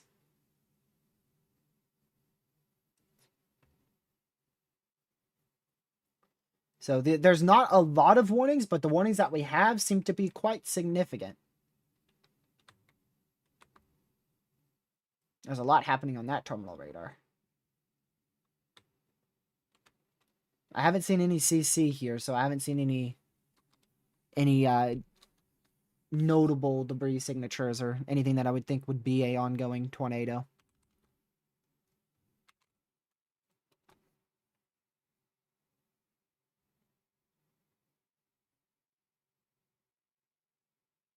You guys just got put into a tornado warning up there in extreme northwest Indiana and into East Chicago, which is in northwest Indiana. We're watching a fairly strong area of rotation that could produce a tornado just off to your southwest. If we loop it, it looks like to me that it's going to miss you guys. It looks like to me that it's going to miss you guys, but very heavy rain, some lightning, and maybe 60-mile-an-hour wind gusts will be possible. Further off to your southwest, though, it's crazy. Like, we've got a strong tornado trying to drop near Harvey. We've got a huge area of 80 to 90-mile-an-hour winds, maybe even gracious day, maybe even borderline 100-mile-an-hour winds going into Chicago Heights now. That area of rotation a little bit weaker on that newest scan in Harvey. So if you are up here near East Chicago, I think your highest threat is 60-mile-an-hour winds, but there is the chance for a tornado to drop near that area.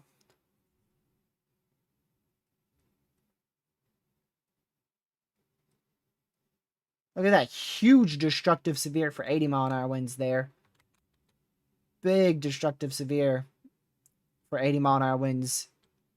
It splits right here. This is one destructive severe, and this huge area right here is an entire destructive severe. How many people are in that? Oh, under 250,000. Not as much as I thought.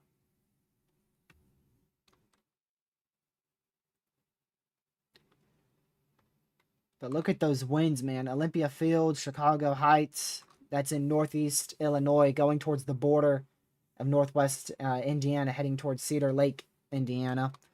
We're talking about 80 to upwards of 100-mile-an-hour winds in this area. And then on the northern edge of that, we're talking about the potential for a tornado to occur. Very, very crazy.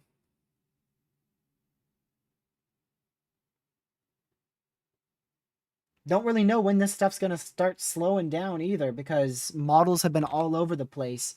I can tell you for sure no model had a violent tornado today. Some specifically the HRRR probably hinted at some strong tornado threat, but I don't really think a violent tornado threat was really on the table.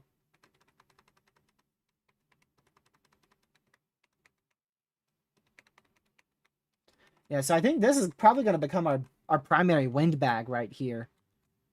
This thing's probably going to become our primary MCS or whatever it may be.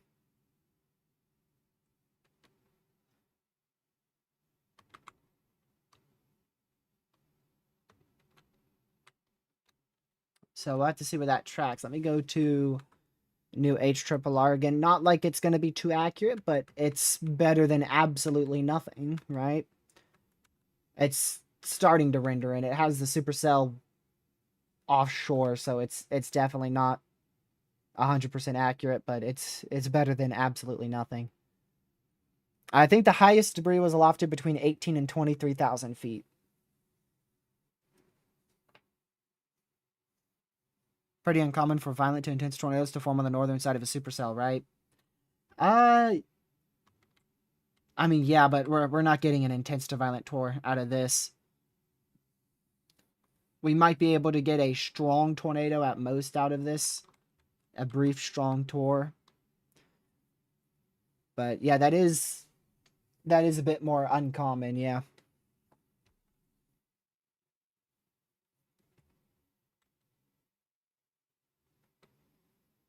Look at that, upwards of 100 to 106 mile an hour velocities there. Holy cow. And another new big old destructive severe. This is going to be for over 250,000 people there. Over 313,000 people inside that new destructive severe. So we'll keep monitoring that. We're going to go back down to this storm here because on that newest scan, there's a little CC area. And a very, very tiny ZDR drop. So we might have a brief tornado on the ground here. We'll have to wait for that velocity scan, which should be in about, hopefully, 60 seconds. But we may have a tornado on the ground just north of Linwood in northeastern Illinois.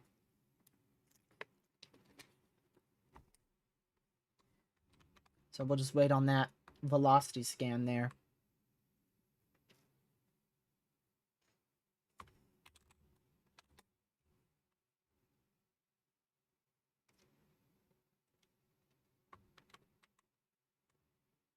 Yeah, small CC. They didn't confirm the warning yet, which it's a small CC, so I don't blame him. But if it does get larger on the next scan or velocity continues, they'll probably upgrade it. There's that new velocity scan. It's definitely not particularly tight. You got some green flowing in here, and your stronger 70 mile an hour winds flowing in there. So if this was like a little bit further west, back here towards Thornton, where those 80 to 90 mile an hour winds could be ongoing, yeah, I would say strong tour. But this is right on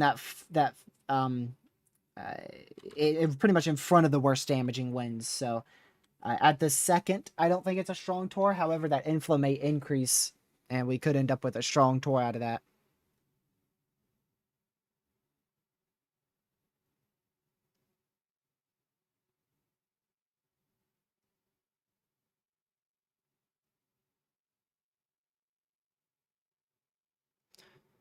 Alrighty.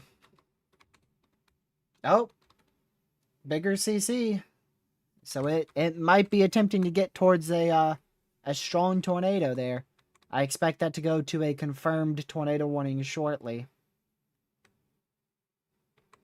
And this does look outflow dominant.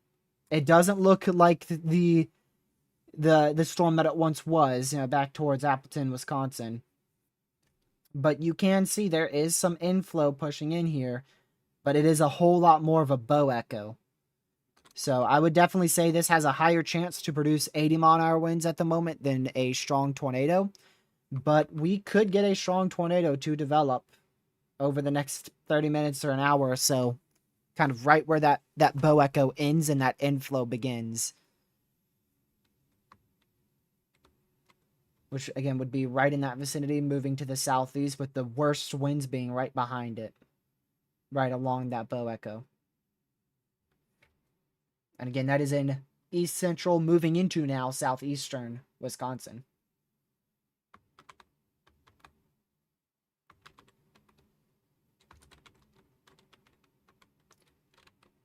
Yeah. You see a bit of a ZDR drop in that area. Still some decent velocities. Again, I wouldn't call that a strong tornado just yet, but it's probably right on that edge of a strong tornado. Move our GR2 analysis down here, because this is where we have a better radar and the worst storm at the moment. Yeah, again, 100% that's on the ground. Radar says this is definitely a tornado on the ground. But man, those wind speeds are insane. Oh my goodness. Hold on, let's just go back to this. It's been a hot minute since I've seen that on a decently close radar site for a storm. Wow. Wow. That is something. 115 mile an hour winds. So I wonder if they'll upgrade that to 100 mile an hour destructive severe or not. Wow. And the terminal radar is also starting to be broken too. Yep. They're probably going to upgrade that to 100 mile an hour severe, but who is this? Okay, that's Chicago, same NWS. So yeah, they'll probably issue a 90 or 100 mile an hour severe right in this area. Holy crap. Look at that. Oh my goodness. Yo, it has been a long time since I've seen that. Oh my goodness. Yeah, that needs 100 mile an hour severe. That does need 100 mile an hour severe. Holy crap. That's some insane velocities right there, man. That CC looks to be a bit more of fallout, so that might still be a tornado on the ground, but it may be on the weaker side. They never confirmed it, though. So, interesting. But that's some insane velocities right there. Some insane velocities. Yeah, new tornado warning here for Rosendale. Now that is a bit more interesting because it's on the tail end of it. It's, I suppose you could call it a tail end Charlie. So that actually might have some greater opportunities to produce a tornado than this area here. This may be more outflow dominant, whereas this may actually try to produce a strong tor.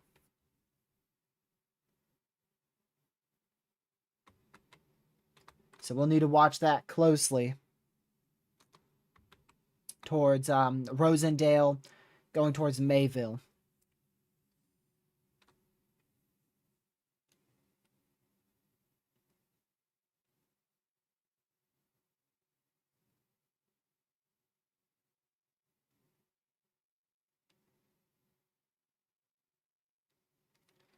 Sorry about that.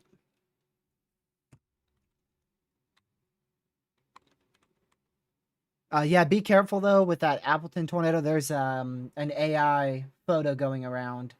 It's not actually the Appleton tornado. It's a AI generated photo. So be careful. Unfortunately, we're in that day and age. Is that one for 100? Yup. There it is. A 100 PDS severe thunderstorm warning. It's not EDS. If it was an extremely dangerous thunderstorm. I don't think that's actually technically EDS. I think it would say this is an extremely dangerous situation. And it doesn't.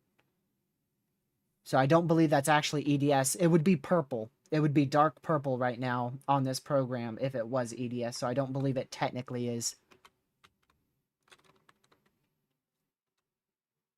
Yep, they just upgraded that one to 102. So we've got two. Wait. Big. This is big.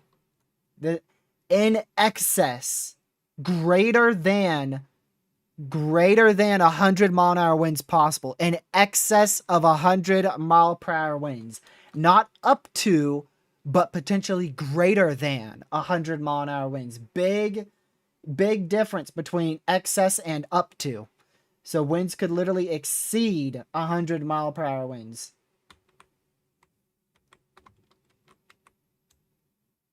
Is that the same wording here too? Yup.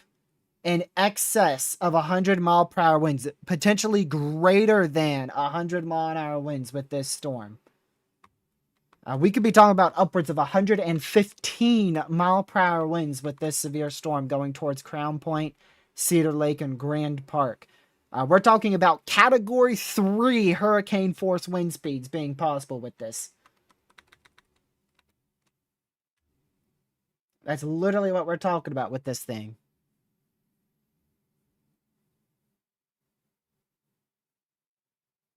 I like how we just got an MCD for damaging winds up to 80 mile an hour winds for this storm, but there's literally a warning that says winds could be greater than 100 miles per hour. Like, hello? Winds up to 80 mile an hour winds, but there's winds greater than 100 miles per hour potentially ongoing. Yep, makes sense. Makes sense. Definitely makes sense right there. What's the D-Cape out here? Wow, only 1,100. I was actually thinking it would probably be closer to like 1,500, maybe even up to 2,000. It's actually quite low. But yeah, up to 5,000 in stability, so that definitely helps. Wow, and there's not really a good downburst signature on here. This isn't really a downburst. The dry air is there, but I don't necessarily think that increase your downburst. So this is like a... there's not really anything special going for this environment. There's really not. It's just a storm in 4,500 Cape that is somehow producing winds greater than potentially 100 miles per hour. Yeah, so like I said, I think that's going to be our primary MCS today, and it's going to continue to go off to the south-southeast. So that's probably going to... I'd have to imagine that's going to turn and start heading closer to Logansport and Indianapolis eventually down the line. We'll have to see if it turns or not. Lord have mercy. Okay, so the HRRR still wants a Derecho tonight. Interesting.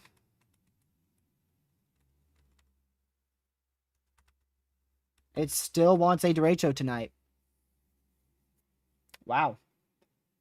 That is something else, I tell you. Obviously, the peak winds will be from now all the way till probably sunset or so. So this could be a derecho forming right now in this vicinity.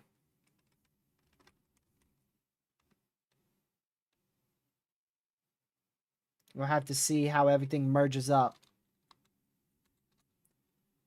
Is it 50 miles wide yet? Oh, it's right on that edge. I think with this newest severe, that is 50. So it's right on that edge of 50 miles wide. I'm curious. I doubt they say anything about a derecho because that peak winds is low, but let's just see. An intense bow echo is currently developing across northeastern Illinois just south of Chicago. The potential is increasing for a swath of severe damaging wind gusts to develop southeast across portions of far eastern Illinois and into northern and central Indiana through the early evening. A new severe thunderstorm watch will be needed beyond watch issuance 520. A supercell currently located in the northeast portion of Illinois is transitioning toward an intense bow echo. This is currently occurring within the corridor of extreme instability of up to 4,000 joules per kilogram of mixed layer instability, as well as 45 plus knots of effective wind shear. The downstream air mass into central Indiana will support maintaining development of this bow echo as it continues to the southeast, with upwards of 80-knot wind speeds just a few hundred feet above the ground level, according to the KLOT radar. Wow. Given the favorable thermodynamic and somewhat favorable kinematic, or rather, they didn't say somewhat, and the favorable kinematic environment downstream. Swaths of damaging winds to 80 miles per hour, up to 80 miles per hour will be possible. Who's going to tell bro that there's literally 100 and potentially 10 to 15 mile per hour winds ongoing with this? A tornado or two is also possible. Yeah, the kinematic in terms of the lower level wind shear is not very favorable, which is why I added somewhat to that, even though it wasn't there. Sometimes I do that when reading. Bad habit. But like the far upper level wind shear, like the 6 kilometer and 8 kilometer wind shear, that's very favorable for continuation of damaging winds. But the lower level wind shear, which is what you really need for tornadoes, is not very favorable. By the way, here's where that MCD is. There you go.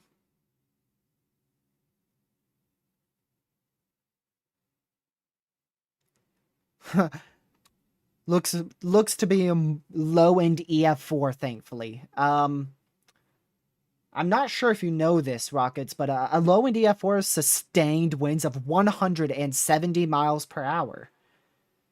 So, like, 170 mile an hour winds, that's not really something I'd be thankful for, low key. I think it's rated that. That's a high echelon rating, especially when that would only be the second violent tornado of the year. It's only 170 mile an hour winds in a focused corridor that could slab your house. Not really an only, in my personal opinion. No, radar was showing about 170 mile an hour winds sustained, gate to gate. That's literally what I said when it was ongoing. So 170, 180, right around there is generally what radar was showing. Hello, Caden. I wonder if you've been keeping up with the weather here today. We probably saw our second violent tornado of the year.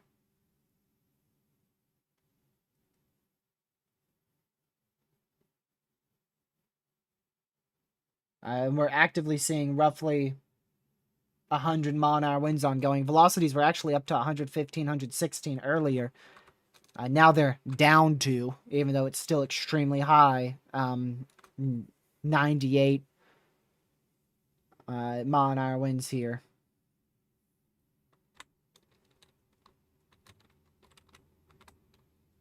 I want to go back up to our destructive severe up here.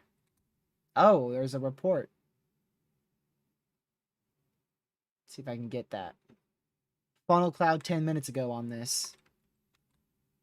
Yeah, that's probably where our tornado threat is highest. I'd have to imagine right now this, because the inflow is so thin here, is not a very high tornado risk, but rather a very high damaging wind risk of upwards of 80 mile an hour winds heading towards Campbell Sport. This is probably where your tornado risk is the highest now. So instead of it being back here towards like Armstrong and eventually West Bend, I think it's actually towards the tail end Charlie, back towards Rosendale and eventually Mayville in southeast Wisconsin.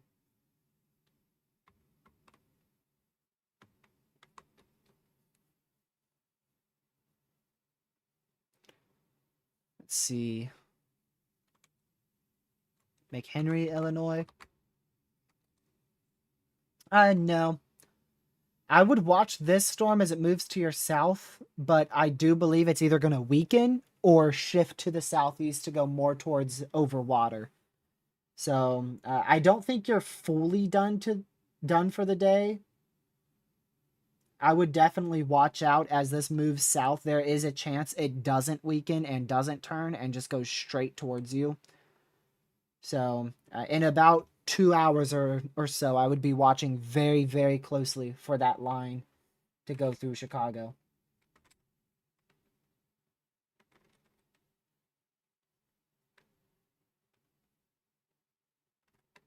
Let's see here.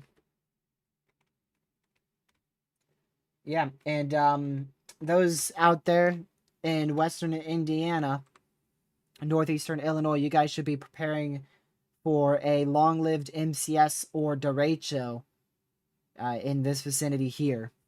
So if you're in that area I just circled, we have the chance for upwards of 100-mile-an-hour winds in that vicinity, and you will be put into a severe thunderstorm watch here probably in about an hour, maybe hour and a half or so, if you're not already in one.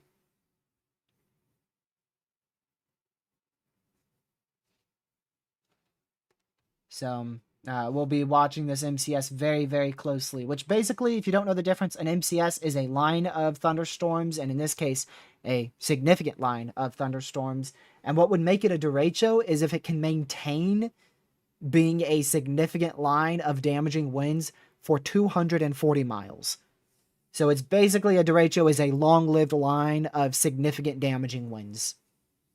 Whereas an MCS maybe it's 100-mile-an-hour winds the first hour it forms, and then an hour after that it starts to die out, and it doesn't track long enough to become a classified derecho. But point being, MCS, derecho, QLCS, they all have damaging winds. Just a derecho typically is going to be longer lived damaging winds than a QLCS or an MCS.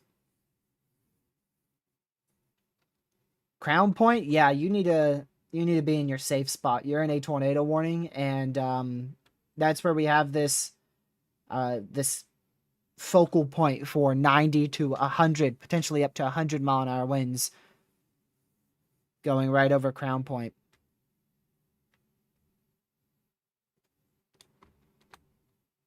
I don't think it's big enough to be a derecho. It's right there. Like, if you measure it from this way, that's about 11 miles there. And you get another 11. So that's roughly like, what, 20, 22, 23. You go here, that's 17, 23 plus 17, roughly 40. And then you get that's roughly 10. So it's like right on that edge of 50 miles. And it's probably only going to grow in size from here. I'd have to imagine it's only going to get wider. It may not necessarily get stronger. I would be pretty surprised if we get another chance for 115-mile-an-hour winds out of this. But it's probably going to grow a lot wider over the next hour or two.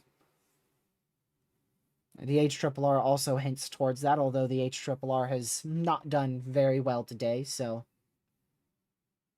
take that as you will. It's definitely not the best model.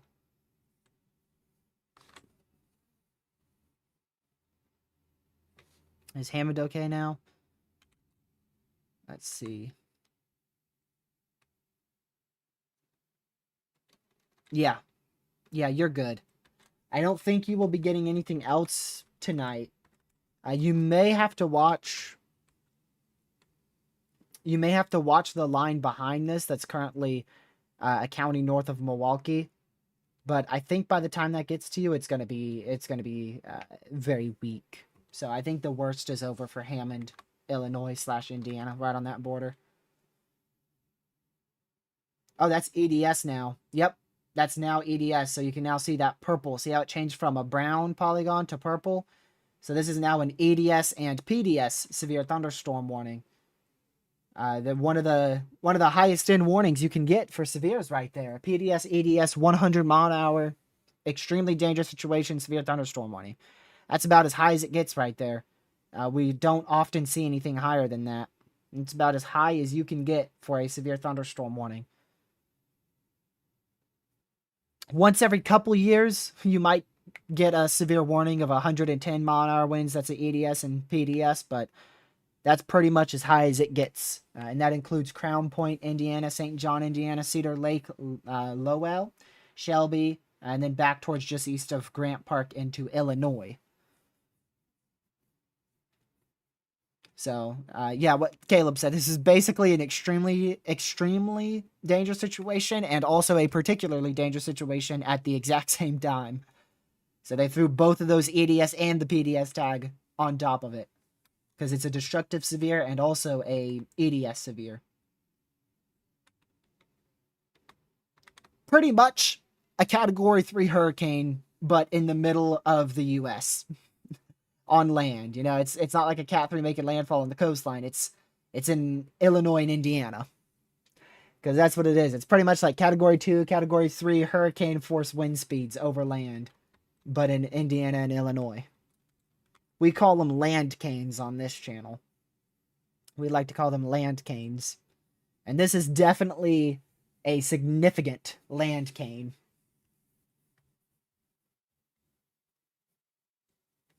So you for sure need to be in your safe spot.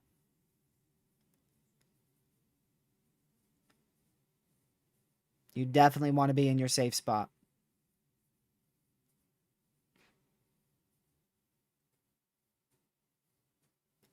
Hold on.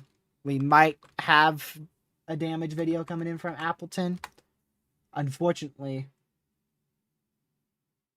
I'd have to wait a bit to see if it's old footage. You always have to be careful. I know it sounds atrocious, but people will purposefully take old tornado damage videos and post them to Twitter after a violent tornado. That looks like very, very horrific, significant damage. So,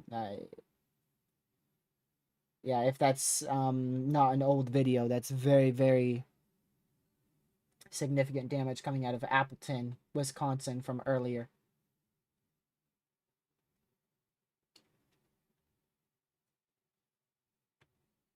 No leveled homes, but I mean, trees have barely any leaves. Most of the homes in that video are at least damaged or destroyed.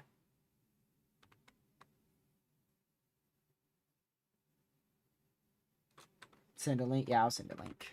It's in chat. Again, I can't verify it. There is some people out there who will literally post old tornado damage videos after a violent tornado. So, just do with that what you will. You got to be careful in this day and age. There's so much misinformation and AI out there that it's hard to make sure you're reporting on the right stuff.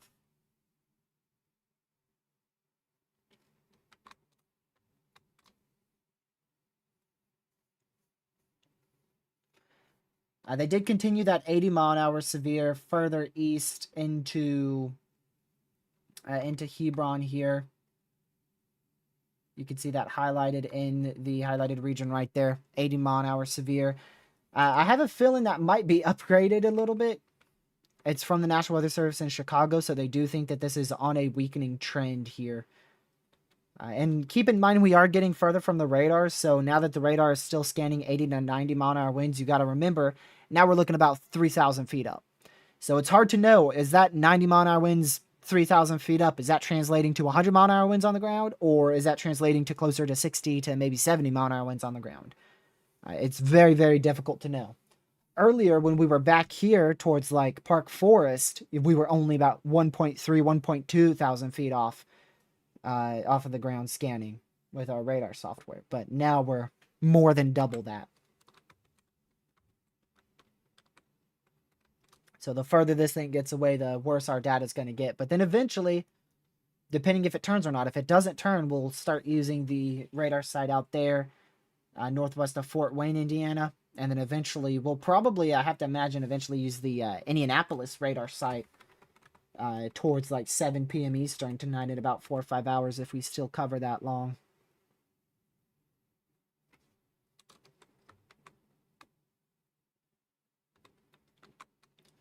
Now, continue to watch this little area of 70 mile an hour winds, upwards of maybe 80. Heading towards West Bend, so get to your safe spot. If you're in West Bend, you're under that PDS severe thunderstorm warning.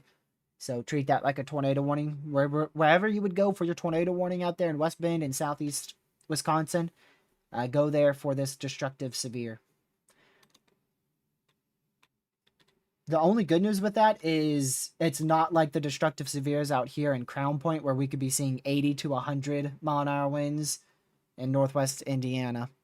That destructive severe back in southeast Wisconsin, I'd have to imagine the utmost winds with that is 80 miles per hour.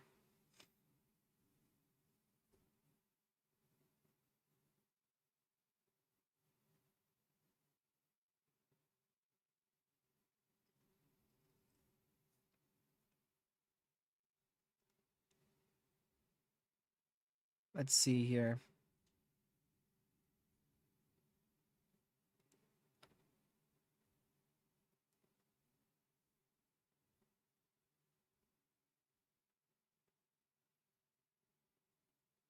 It was 160-mile-an-hour winds in the Appleton tornado. Well, it's up to the National Weather Service survey. That's what they'll do on it. We know it was between roughly 160 to 180 based off of radar. But in order for us to get a good mile per hour speed, the NWS is going to have to conduct how strong were the homes, what homes were hit, exactly how those homes looked before the tornado hit, how high wind speeds can those homes sustain. They might even get some better classified engineers in there if they think it could be an EF4 tornado. They might get some second opinions before they put that out, if they could consider that rating. So, like I said, we can roughly say 160 to 180, but it's going to take a whole lot more work to actually get a specific 5-mile-an-hour estimate.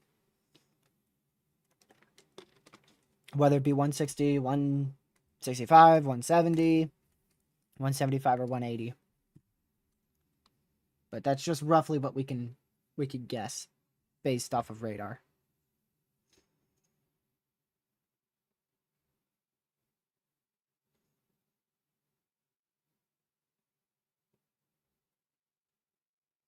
Let's see here.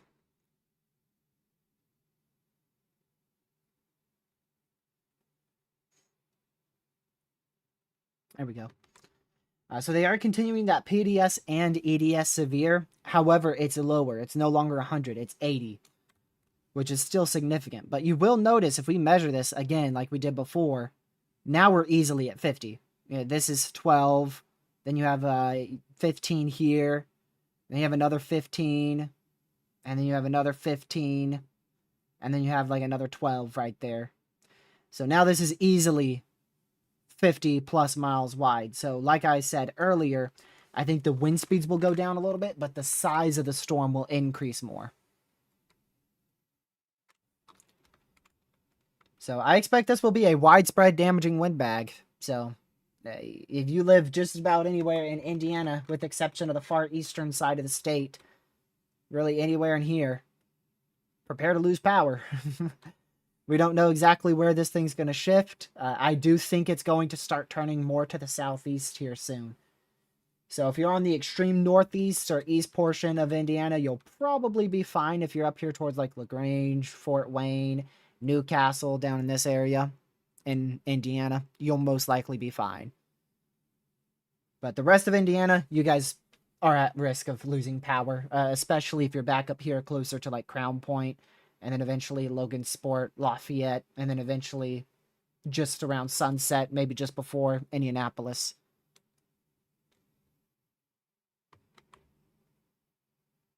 The good news is we haven't had too crazy of a tornado threat outside of that one strong tornado in Appleton. We did have 2 or 3 spin-ups out there in Chicago in this vicinity, but none of them looked particularly strong. They really just seemed like brief, weak tornadoes. So good news there is that that environment that was favorable for a brief tornado or two down towards Chicago doesn't seem to have really amounted up to much tornado-wise. But of course, unfortunately, we did have that probable violent tornado in Appleton earlier today. Yeah, prepare for a lot more damage photos to come out, because that normally that's right about when it starts. If you're in the middle of the day, it takes about an hour or two before you really start seeing damage photos. Again, still be careful, because again, we have seen there's at least one AI tornado photo circulating around. So make sure you're being careful with what you're sharing.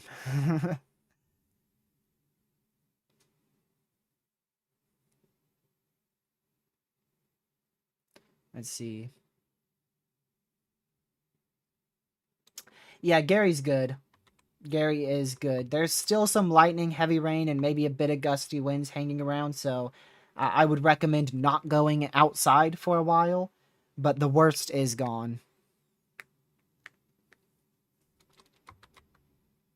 Crown Point, the worst is just about over for you as well. I would give it another 15 minutes before you start wandering around the house.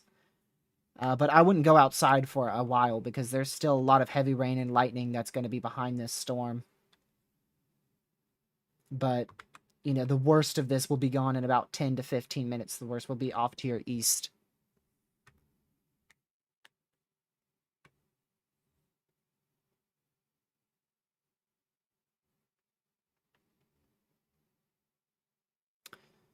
There we go. So using StormNet, which is that AI tool that I've been using a lot, for sure hints at big time damaging wind potential up till at least 7 p.m. Eastern time, which by then storms will be moving into or just out of Indianapolis, Indiana. So prepare for at least a pretty long 4 hours here.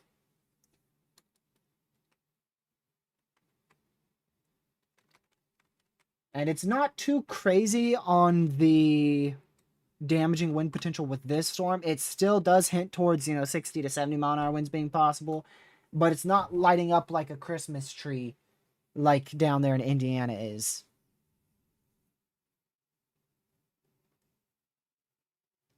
We'll have to see if we get any additional development, because the HRRR says around 3 p.m. Eastern we get additional supercell development out here.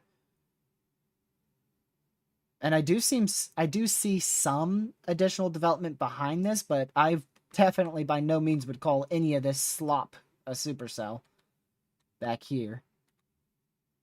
Let's go to our mesoanalysis. This is basically like current observations. Yeah, you could see a very favorable environment still remains in place right along that warm front. So yeah, y'all are definitely not done if you're in that area. Behind this line, I would still stay weather aware for the rest of the day. Today's not a one and done ordeal for you guys, it seems like. Because y'all are right along that front where we could get additional storms to fire. The main threat by far will be 60 to 70 mile an hour winds. Maybe an additional gust upwards of 80 can't be ruled out. Up to 2-inch hail also will remain possible. And I wouldn't rule out a brief tornado or two as well, if you are in that area behind our MCS. Now look at that. Some big problems brewing in front of our MCS. You've got D-Cape increasing in front of our current line. It's currently in about 900 to 1,000 in front of it. It is 1,000 to 1,100.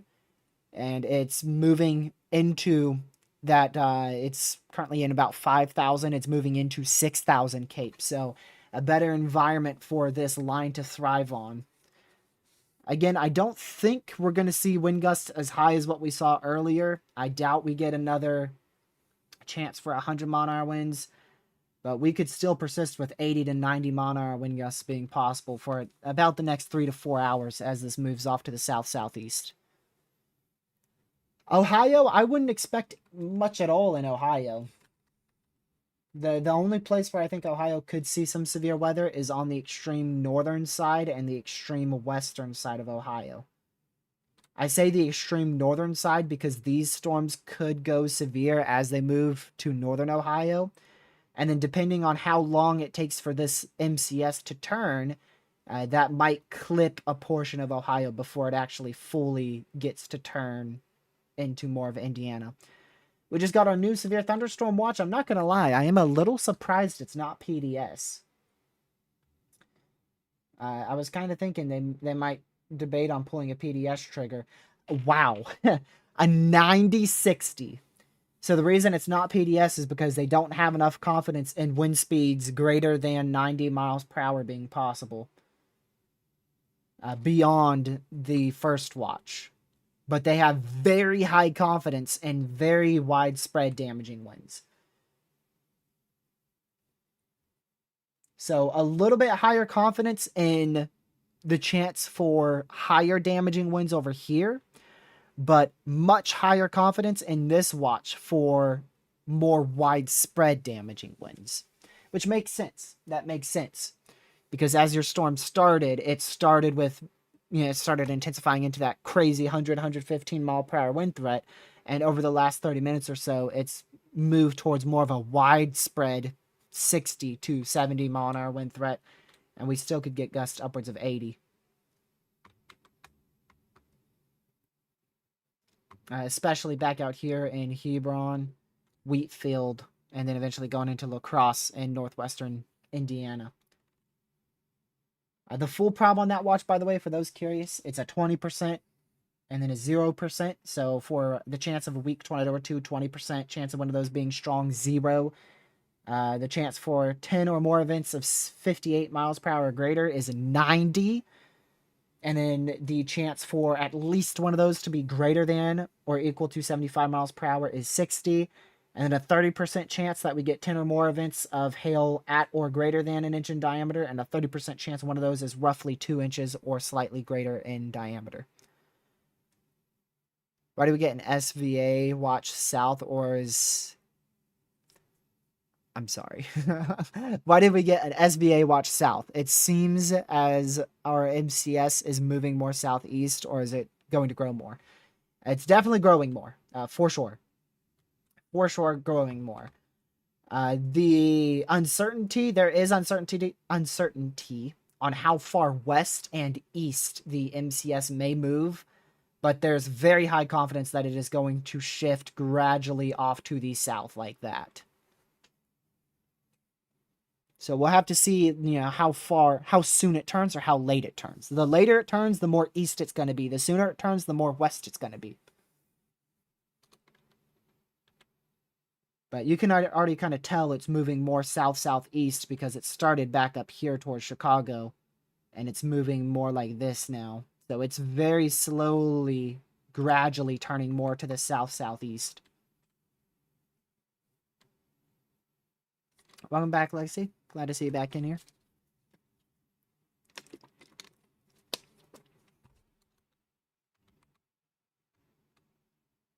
So I think the worst of our event is done. I think that's obvious. I don't think we're going to be getting another violent tornado, and I don't think we're going to be getting another chance for 115, 116 mile an hour wind gusts. And I don't think... Wow, what a day. We've had probably a violent tornado. We've had 4-inch hail, and we've had possibly up to 115 mile an hour winds in an enhanced risk. And a slight. That violent tornado was like right on the edge of the slight and enhanced. Yeah, you can see it was right on that edge of the slight risk. What an insane day. Gracious. Gracious day. Very crazy.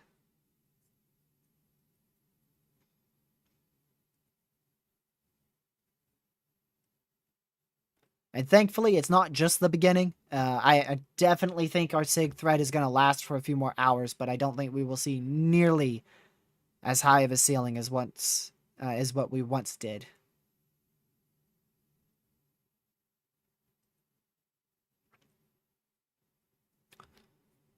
But yeah, now that we finally have a little second here, if you haven't already, hit that like button. It's really appreciated. Share this stream with your family, friends, social media. I plan to be here through a good more chunk of the event today.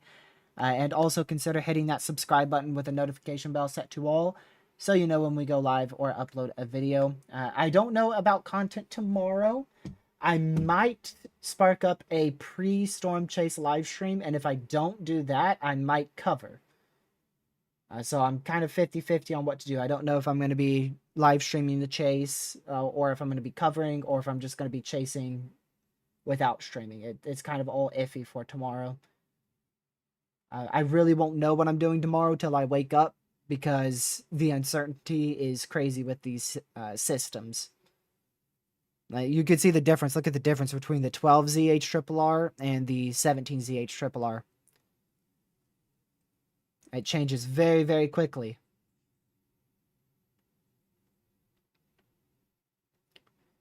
So I'll see, but I'll probably be out there. I would be pretty surprised if I decide not to chase tomorrow with how it looks right now. So we're still continuing with that 80-mile-an-hour wind threat right in this area here. Again, the damaging winds overall there, the highest damaging wind threat is decreasing a little bit. We've gone from upwards of 100 to 115-mile-an-hour winds to upwards of 70 to 80-mile-an-hour winds. So we've definitely pushed down on that wind threat a little bit. And also the same back up here towards north of Milwaukee. They have downgraded this severe from 80 to 70. And they've also just removed that tornado warning. So we're down to a 70-mile-an-hour severe up there north of Milwaukee. And we only have one tornado warning remaining for 15 more minutes. I can tell you this, today definitely did not feel like a 2% tour. That's for sure. And it definitely didn't feel like a 15% non-sig hail. And they probably could have gotten away with putting a 45% there in Chicago. But the uncertainty was so high. The uncertainty was so high for damaging winds, man. Super, super uncertain. If I just show you the trend here. So that's roughly what we have ongoing now. Of course, it's a little bit further off to the south, and those storms in northeast Illinois aren't there. So it's roughly what we have ongoing right now. Look at all the differences. I mean, we have had so many. And this is just one model. This doesn't account for all the other models we've had. So much uncertainty. So much uncertainty.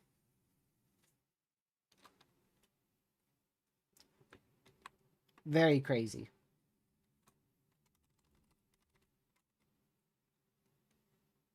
We do get a new HRRR run in here in just a bit. We'll be getting that in about 10-15 minutes. That will start to render. And that's actually going to go out to tomorrow's severe weather threat, because that will be a 48-hour run.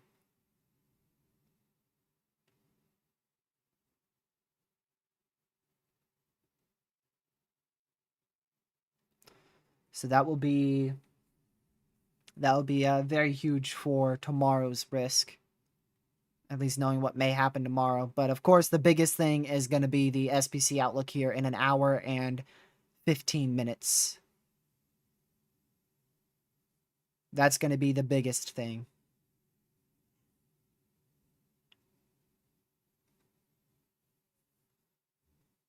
Yeah, taking a look at your meso analysis, by the way, it is very clear that this is likely going to turn into a MCS, a long-lived MCS likely derecho. Because you can see where your storm is right now, and then look at all the cape in front of it. I mean, at least in this area, you've got anywhere from 5,000 to 6,000 plus instability in that region. Downstream of where your line's ongoing, you're getting upwards of 1,200 D cape, which is downdraft cape. It helps increase damaging wind potential. And then this is on the leading edge of a 500 millibar trough, too, with southeasterly flow. So this is a very, very classic signature for a long-tracked line of damaging winds, which very well could turn into a derecho. No, I think we're done with our main tornado potential today. I do still think we could get a few more tornadoes, maybe one strong. But I think our main tornado potential is done. We've turned more upscale. The best wind shear has shifted further to the north. So I think our main tor threat is over. And I don't believe you can consider today a tornado outbreak. If you can, it would be a regional small-scale tornado outbreak. Because I think we've only had 3 brief weak spin-ups around the Chicago area. And then, of course, we had our random, insane, violent tornado, likely violent tornado in Appleton earlier in Wisconsin.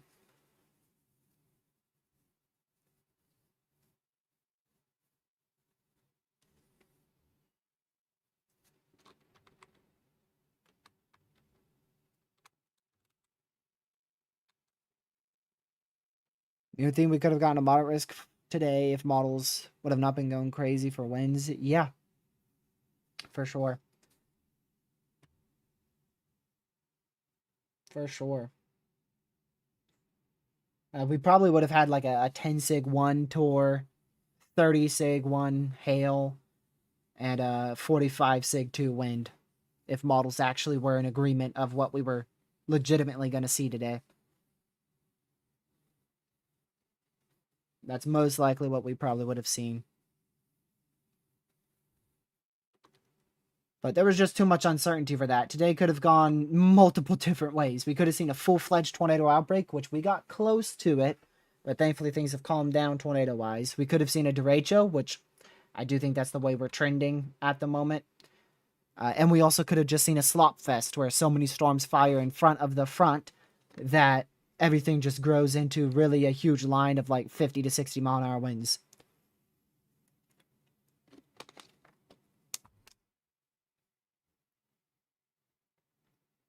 But yeah, I'm pretty confident this is the early stages of a derecho here. If it does stay severe and track through like central... Ooh, it's got to go far though. I don't really think it hit the width classification of a derecho until after the border of Illinois, which was like right in here. So it's got to get all the way down to the border of Kentucky, which it's gonna be close, but I think it can. That would be about 10 p.m. Eastern time is when it's likely to be roughly in the vicinity of Louisville, as long as it turns.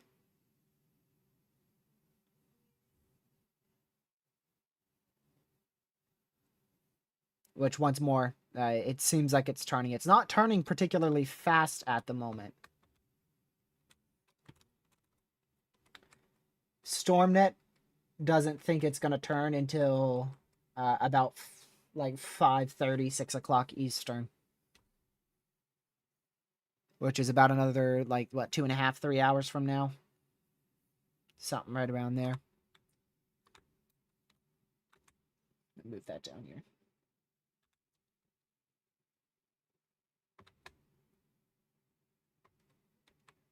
Yeah, if we do get a good, strong tornado threat, it's either going to come from the derecho, likely derecho, on like the northern side of it, or it's going to come from this storm here that's still right along that boundary.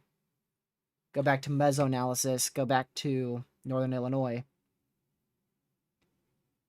Well, actually, go to southern Wisconsin, northern Illinois. You could see this cell. It's right there. That's where that little tail end Charlie's located. And that's going to be riding that boundary. And the biggest limiting factor is lower level wind shear, but it does increase a little bit more with time. So maybe here it's already 150. Yeah, not the greatest lower level curvature you'd like to see for a good tornado threat. That pink curl back a little bit more like that.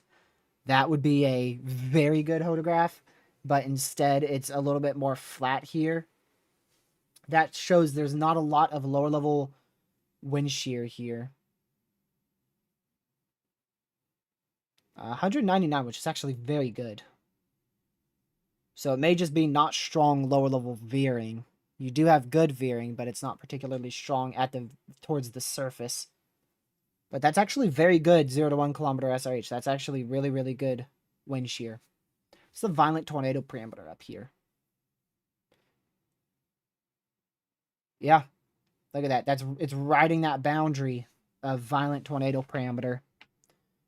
And what about STP here? Yep, riding that boundary of 3 to 4 STP. So definitely going to watch that. Definitely going to want to watch that near Mayville as it heads to the south in southeast Wisconsin. We could get another strong tornado threat out of that.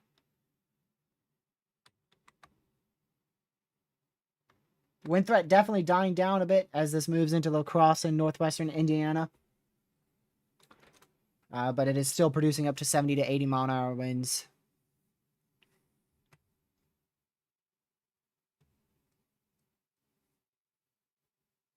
What are we at for reports yet? Obviously, we'll be getting a whole lot more reports for today over the next 72 hours as things are surveyed and damage is fully seen. We're at 0 tornadoes. 0 tornadoes. I can guarantee that's going to go up to at least 3.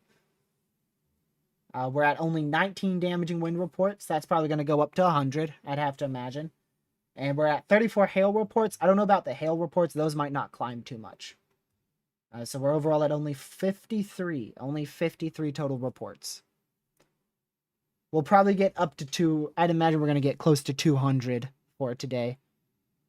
Once everything's all said and done and surveys are conducted over the next 72 or so hours.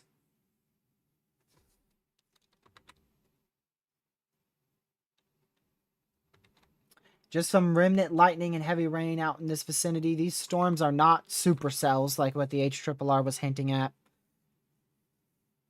So we'll need to continue to monitor that. Wow. Don't even know what word I was trying to say there for a second. You think tomorrow will be as bad as today? Tornado-wise? Heck no. Damaging wind-wise? Heck no. Hail-wise? Heck no. There's no shot. 4-inch hail, a violent tornado, and 115-mile-an-hour winds. There is no way the East Coast performs up to those standards. No shot. Like, there is like a 0.0 repeating with a 1 at the end of it chance for that to actually, tomorrow, to perform better than today. The only thing that may perform better than today is maybe the widespread damaging wind gusts. And I say that because tomorrow is a very large population. So it's going to have a lot of population biased damaging wind reports. If a storm goes and hits DC with 60-mile-an-hour winds, you could get like 30 reports off of that alone. Damaging wind-wise.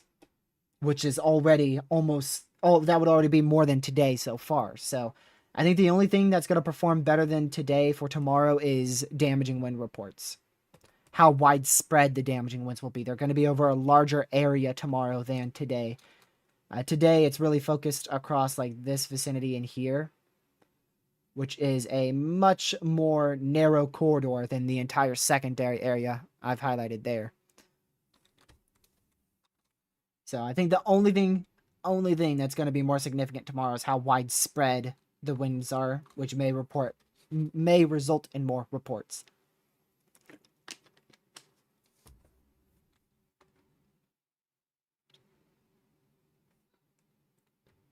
Let's see here. If that's in Indiana, you're pretty much good. Just heavy rain and some isolated lightning will remain possible for much of the rest of the day. The worst is by far over. I would recommend limiting outdoor activities and try to limit any travel to the best of your ability. If you have to travel, it's not particularly dangerous to travel. There's just isolated lightning strikes and heavy rain, so just take it careful. But nothing like what you had 30 minutes ago. Also, note that just came in at the bottom of the screen. You just got into a flash flood warning. So if you're in a flash flood prone area, it's probably best to seek higher ground as well.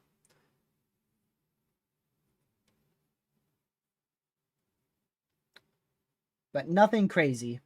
Yeah, no tornado threat. No damaging winds greater than 60 miles per hour. No hail greater than an inch in diameter. Very low-end severe hazards remain possible for the rest of the day.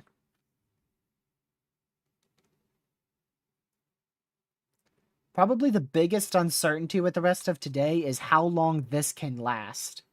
Is this going to be able to strengthen as it moves southeast? Is it just going to start to dissipate and weaken since it's looking a lot smaller? Is the tornado threat on it going to increase since it's moving into a little bit better lower level wind shear than it was an hour ago? Will it die out towards Chicago because Chicago's already used up a bunch of instability with the storms earlier and the storm's still ongoing on the northwest side of Chicago? So this one probably has the most uncertainty now today.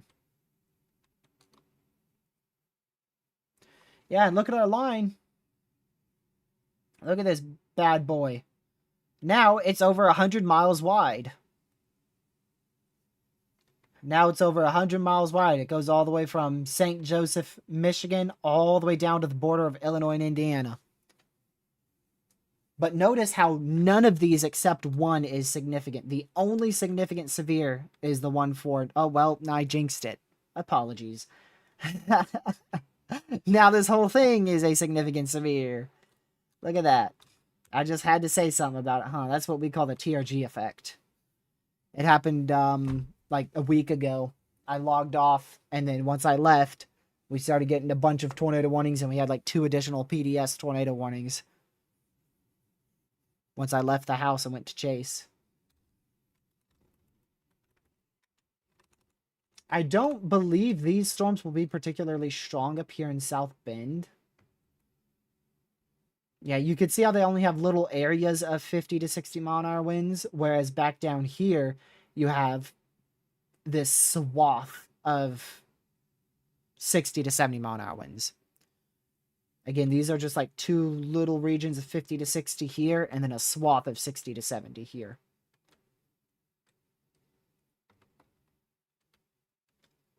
I am curious, though, if this line, as it moves to the southeast and turns more to the south like this, if it will drag these storms along with it, and those storms will move to the southeast like that, or if these will just die. I am very curious on that. And definitely something we'll need to watch. We are getting the new HRRR. Let's see if it has anything new. So it is handling it a little bit better. It has those storms in St. Joseph, Michigan, and then the main line in north central northwest Indiana. Still not handling that line too well in southeast Wisconsin, and it still has random supercell northwest of Chicago, which is not ongoing. It takes that line right through Chicago, though, including a tornado threat. And it doesn't die out. It stays alive the whole time until eventually it merges with the Derecho. Something else, huh? Interesting. Very, very, very interesting. I will say, though, this is definitely showing storms more semi-discrete than they actually are. Because this is a line. This whole thing is almost a line. There's no supercell there. And then by the time we go to 5 o'clock, I highly doubt these are going to become like 6 different supercells. Like 1, 2, 3, 4, 5, 6. I highly doubt we're going to have like 6 different supercells embedded in here. It's probably going to be a big line in here and dying out storms in here. And then maybe a line going into Chicago, although that line might be dying out by then. Which that's, by the way, for 4 p.m. Central. So a lot of uncertainty on how today remains. What remains for the rest of this event.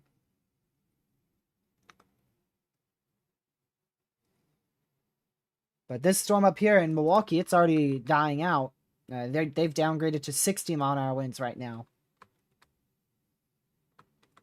But this environment, I mean, I'm not gonna turn away from this storm because it's right on a boundary.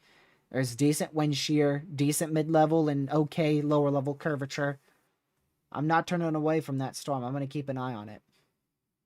That's the storm that produced our violent tornado back up in Appleton, by the way. Likely violent tornado. So I don't want to just count that one out.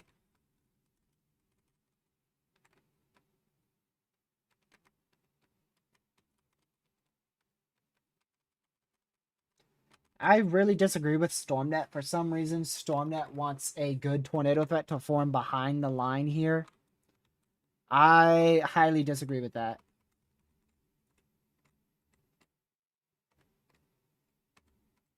I don't know why it wants a good tor threat to develop out of this stuff. It's just slop.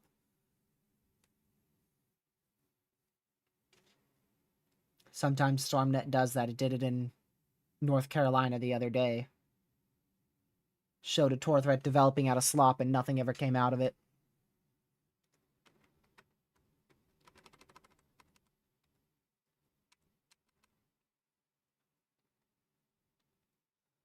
Damage in Appleton at ground zero is really bad. A neighborhood is no longer a neighborhood, etc. Yep.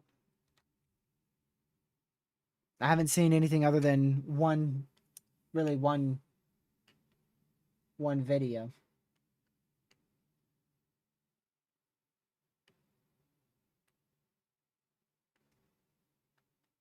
Let's see.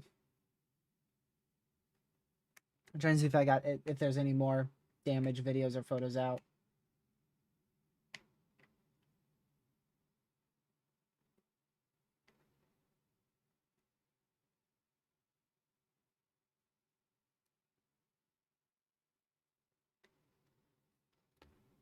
So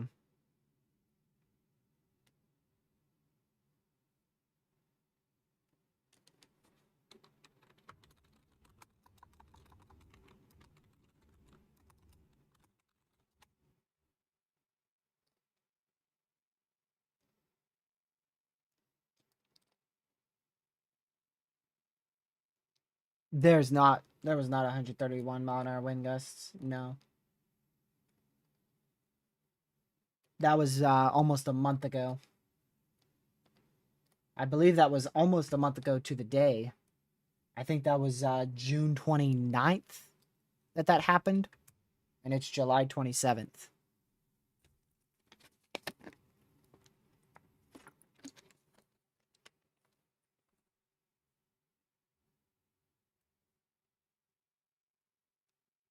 Probably music, but you hope for the best, because that radar signature was easily violent. So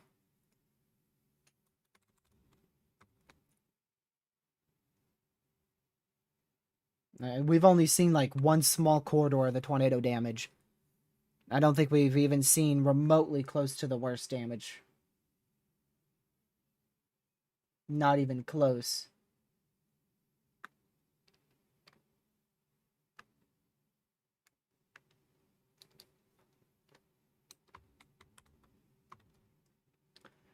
Curious to see once more if this... It looks like this is kind of trying to drag along some of those northern storms there. Especially the one in LaPorte. So we'll have to see just when this turns and how widespread it continues to be. But the worst is for sure over. For sure. And remember, in order for this to be classified as a derecho, it's got to produce 75-mile-an-hour winds every couple of miles. I forgot how much it is, but I think it's like every 50-some miles, something like that. It has to produce 75-plus mile-an-hour winds. I'm not for sure exactly which one it is. So, if it does get down to like only 60-mile-an-hour winds and not back up to 75, 70 to 80, that might, most likely will, prohibit it from being classified as a derecho. So, it might be a derecho, or it might just be a long-lived MCS.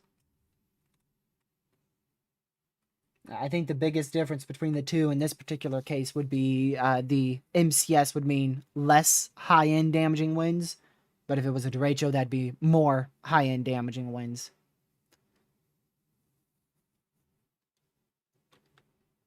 But you can see this thing's turning into a huge line right now. Huge line. And then we still have this little line back in here with the tail end supercell I want to keep an eye on. And then we have the slot back here that StormNet wants to become tornadic apparently in like an hour. And I see borderline no way how that happens. So I'm very curious on what StormNet's on about over here.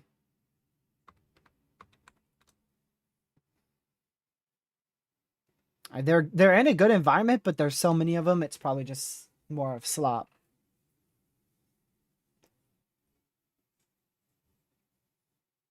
I don't expect much to change at the new SPC outlook since the worst is gone. We get one at 4 p.m. I don't think they're going to change much. It wouldn't surprise me if they just trim the probabilities and keep them the same. Because I think our greatest hail threat is well over. Our greatest hail threat was like the first 3 hours of these storms. Which we were only live for like the first hour. We were live once they started producing 4-inch hail. 3 to 4-inch hail. They were producing 2.5 before I went live.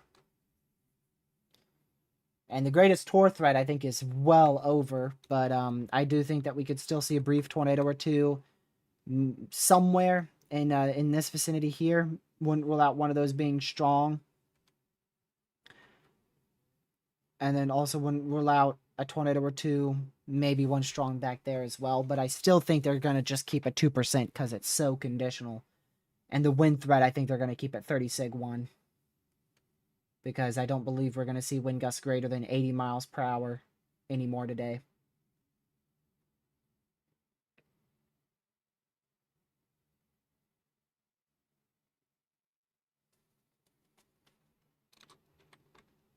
Did we get an emergency update at 9:49 a.m.? My SPC isn't loading. Nope. we wouldn't have that's when they it took them a while to get the probabilities out. The outlook was out earlier, but it took them a while to actually get the probabilities out and put them out. The average outlook for that time is normally roughly 1630 Z, which is 11:30 a.m. Central. So it just took them a bit to get the probs out. That's all. SPC was glitching out last night. Yeah. You mean glitching out as in like buggy, or glitching out as in like a bad risk? Because the risk last night was rough, but that's because our trough, our 500 millibar trough, never formed our shortwave. We had two shortwave. One shortwave that was supposed to carry an MCS last night into this morning, and then a secondary MCS that is already formed. You know, we already had our secondary shortwave, which I think the bulk of that is actually back towards southeast Wisconsin.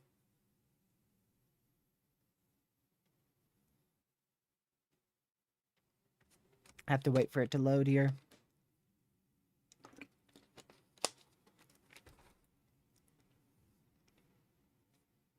All right, let's go to this 500 millibar.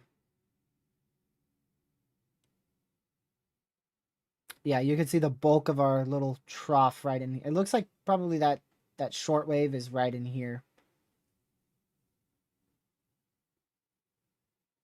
Right in there. Can we see it a little easier on the 700 millibar? Yeah, look at that. Right there. Right there. Actually looks to be like a few little kinks here. There's a few little kinks in this jet stream. But your shortwave is roughly in that vicinity. 8,000 Cape in northeast Iowa, but I don't believe anything's going to fire on that.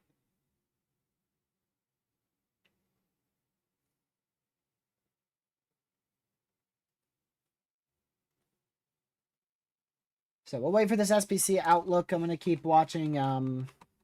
There you go.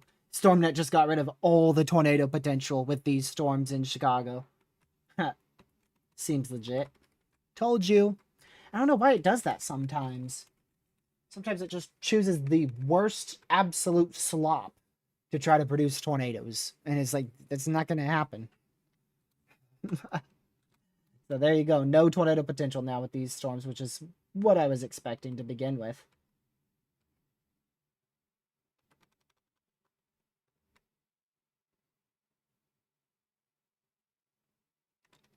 Low end EF3. Yes. Yeah, I totally agree. We've seen all the damage, even though the tornado happened not but a tiny bit over an hour ago. Yup. Like I said, it's probably in the range of 160 to 180.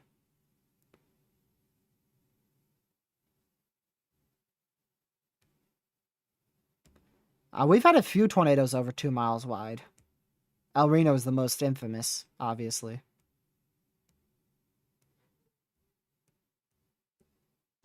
Yes, we've had a debris ball that actually was 2 miles wide, and the actual tornado was like not even a quarter mile wide.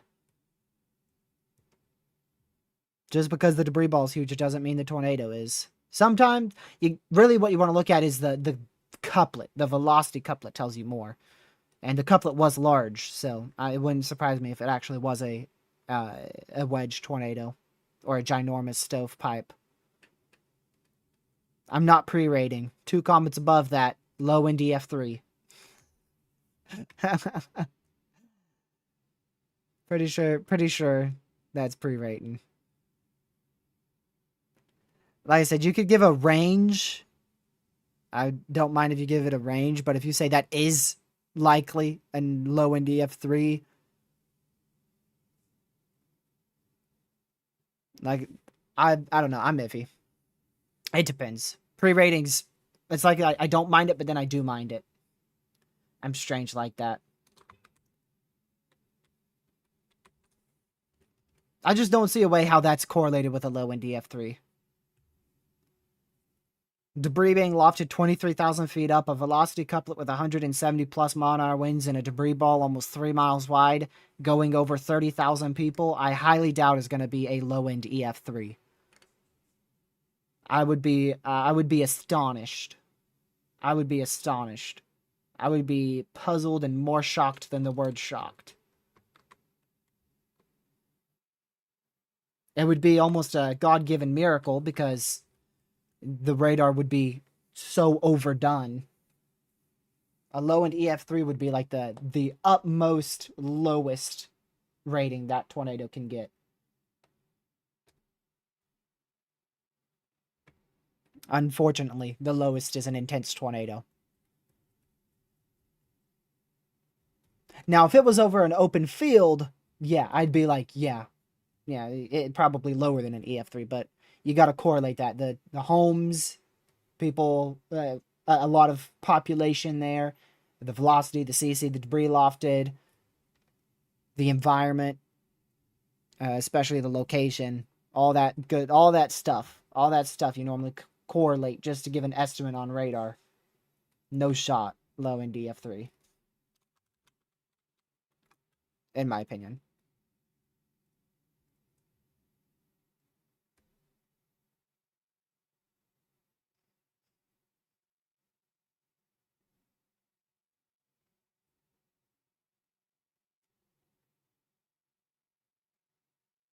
There you go.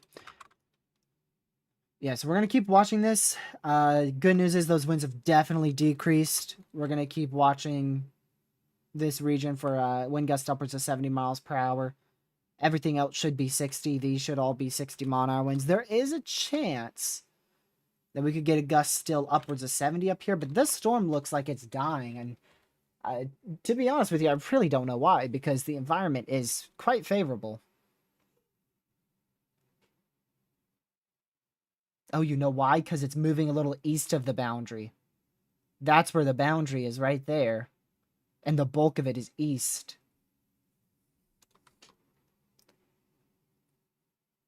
Huh.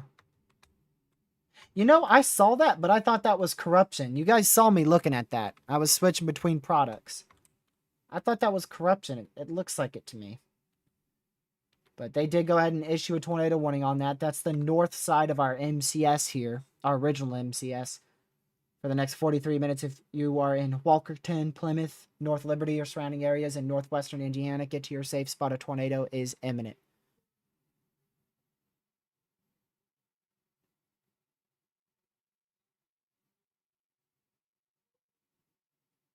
I don't go on Twitter because it's a cesspool of misinformation. Don't blame you on that one.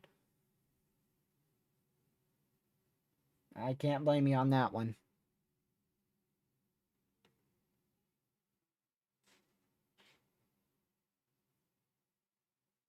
I think a mid-tier EF3, I think that's possible if it only hit like not as well structured structures, not well anchored and bolted structures. But there's no way to know until we at least get some preliminary thoughts from the NWS surveying it.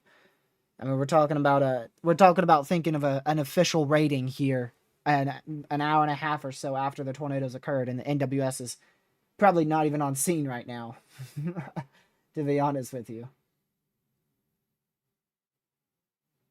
it is early in the day, so I would say they could get a rating out early, very, very late tonight. However, with severe weather still possible in the area, I extremely doubt they're going to put their own crews at risk to get the survey out today when they can just do it tomorrow in sunny skies.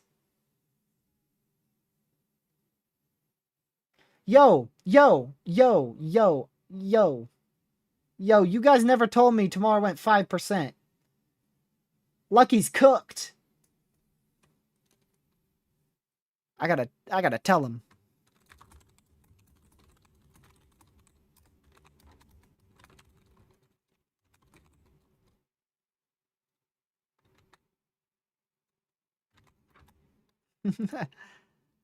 I didn't realize that thing went huge 5%. You know why? Because we were tracking that violent tornado. And that 30% wind was expanded well to the southeast. And something that's not too common in this neck of the woods is hail. We actually could get up to like 1.75-inch hail tomorrow. Not something you see at all. So as long as there's not morning convection, I'll be out the door probably before lunchtime.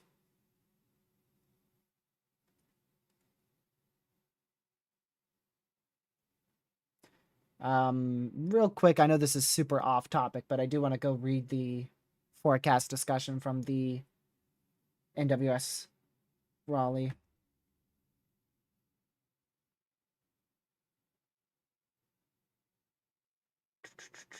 Okay.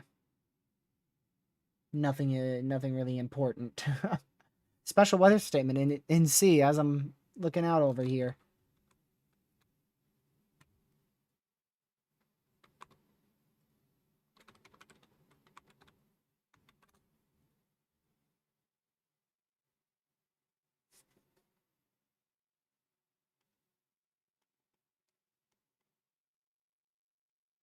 Yeah.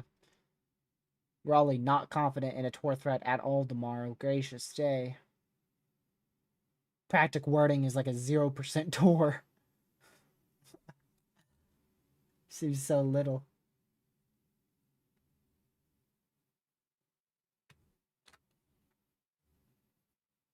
Cat 4 in the EPAC sure have.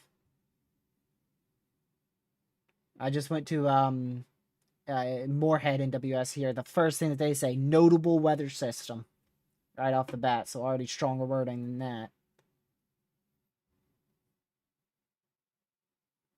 An anomalously strong upper level trough is forecast to be over the region tomorrow, with a shortwave driving it into southern Virginia and the Carolinas through Tuesday night. Ahead of it, a strong lower level jet will be featured with moisture advection. This feature should allow for, once again, PWAP values above 2 inches. Meanwhile, heating moist boundary layer should support moderate instability, with mixed layer instability rising into 1,500 joules per kilogram aloft. Also further aloft, jet maximum overspreading the region of about shear 30 to 45 knots, while instability will be moderate as a combo, notable for this time of year. Notable for this time of year. Several boxes have been checked for the potential of severe weather tomorrow, while overwhelming support from Ensemble Analog Machine Guidance and the Storm Prediction Center. Gracious day. Lord have mercy. An MCS, a few brief weak tornadoes and hail all possible, as well as flash flooding. Man, that NWS went all in on the weather event. My NWS and RAH was like very low wording, and then I go over here to Moorhead and it sound like a tornado outbreak over there. Sound like the storm of the century or something.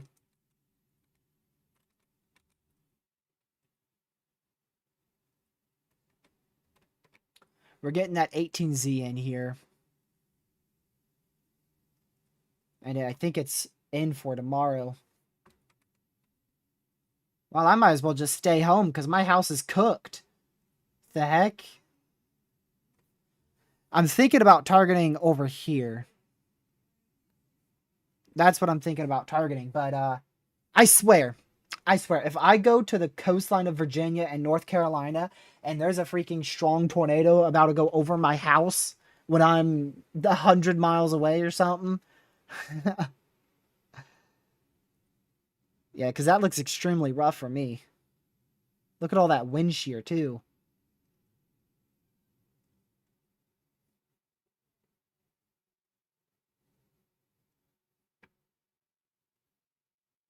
Wow. Yeah, the 5% is to the eastern U.S., which is where everything has been hinting at the tornado potential being. I mean, I'm not even remotely close to the 2% tour, but the new HRRR legit has a regional tornado outbreak trying to occur pretty much over my house and into the Piedmont. So, I don't know. I don't know. But I think a big reason for that is, for some reason, the HRRR has all this morning convection at 10 a.m. You know how that would... I would stay home. I would stay home. If I saw that, if I woke up and saw that, I'm staying home.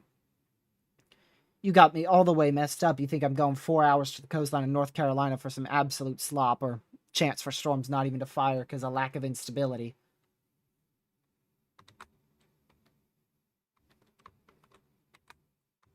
Bit surprised we don't have another tornado warning a little bit south. I would argue that the area of rotation west of Plymouth is actually better than the one in Walkerton right now. So brief tornado possible here around the Walkerton, Plymouth, Twin Lake area back to Donaldson as well.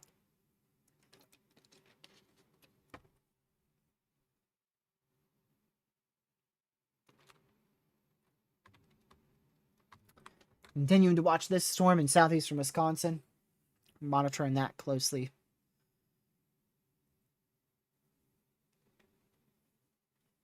SPC outlook in about 30 minutes.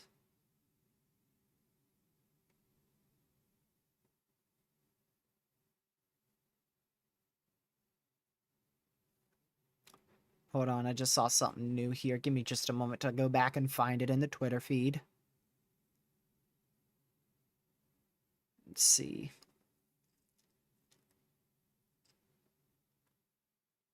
Okay. Turns out it was something from 8 hours ago.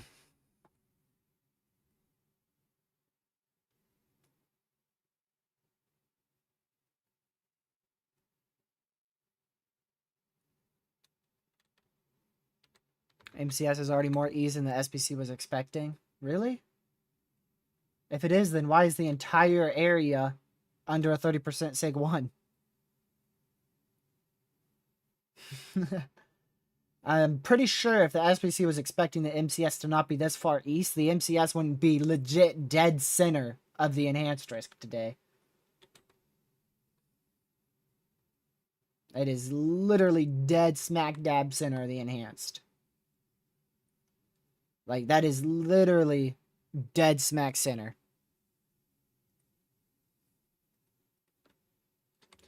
It is moving a tad bit more east than I was expecting. I thought it would be moving a bit more southeast by now, but yeah. I don't think this is going to be classified as a derecho now since the peak winds are only 60 miles an hour. That's too low. Most of the time you got to have at least one severe that stays 70 miles per hour throughout much of the MCS's lifespan.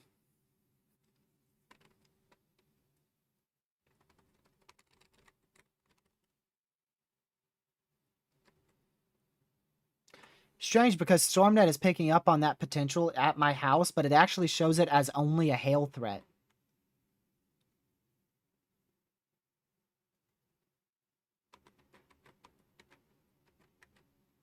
Gracious day. It's always some slop, I tell you, man. It's always some slop here in Virginia, North Carolina. You could have the most favorable looking kinematics and thermodynamics, and it will turn into some absolute slop that you don't even want to chase. In a matter of like 2 model runs or less.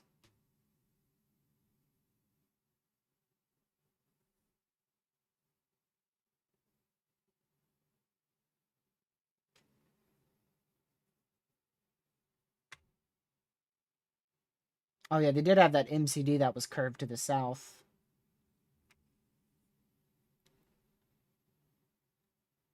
Every time I think we're going to have a bad weather day here, I wake up and cloud cover cooks it. Yup. Yup. Sure does. And that cloud cover is often occupied because of morning convection. It's often there because of morning convection.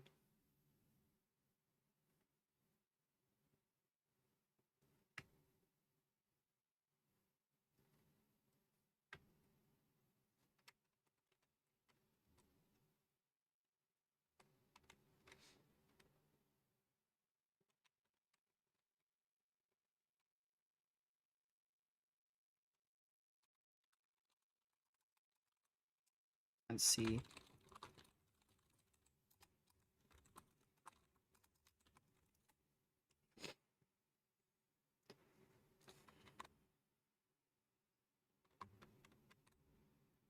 Yeah, just a brief spin up remains with these storms, nothing too absurd. We're going to continue our coverage, but if you'll bear with me and give me a quick 2-minute break or so, I haven't stood up in over 3 hours, and that's not particularly healthy. So, yeah, bear with me. I'm going to take just a brief 2 to 3 minute break. I will be right back.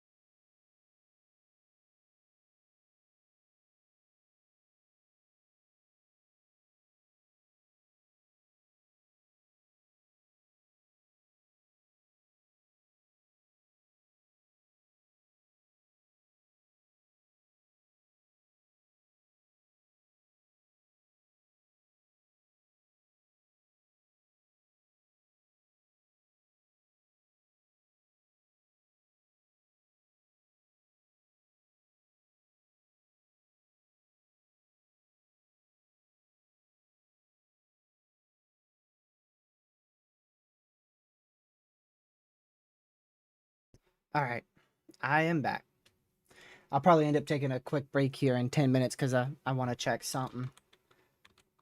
So I made that a little bit faster. I got me an additional bottle of water. Let's see. Yeah, so we still have that tornado warning here for 29 more minutes. For North Liberty, just get to your safe spot. It's nothing too crazy.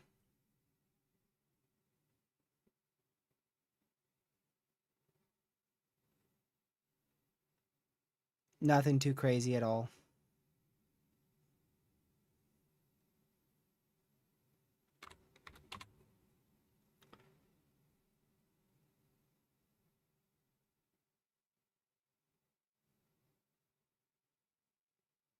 Yes, we'll once more continue to just keep an eye on that storm in central Indiana and these in southeast Wisconsin. That was 1 minute and 1 second, not 2 to 3. I thought it was going to be longer, but I couldn't do the thing I was wanting to. I couldn't get the thing I was wanting to get.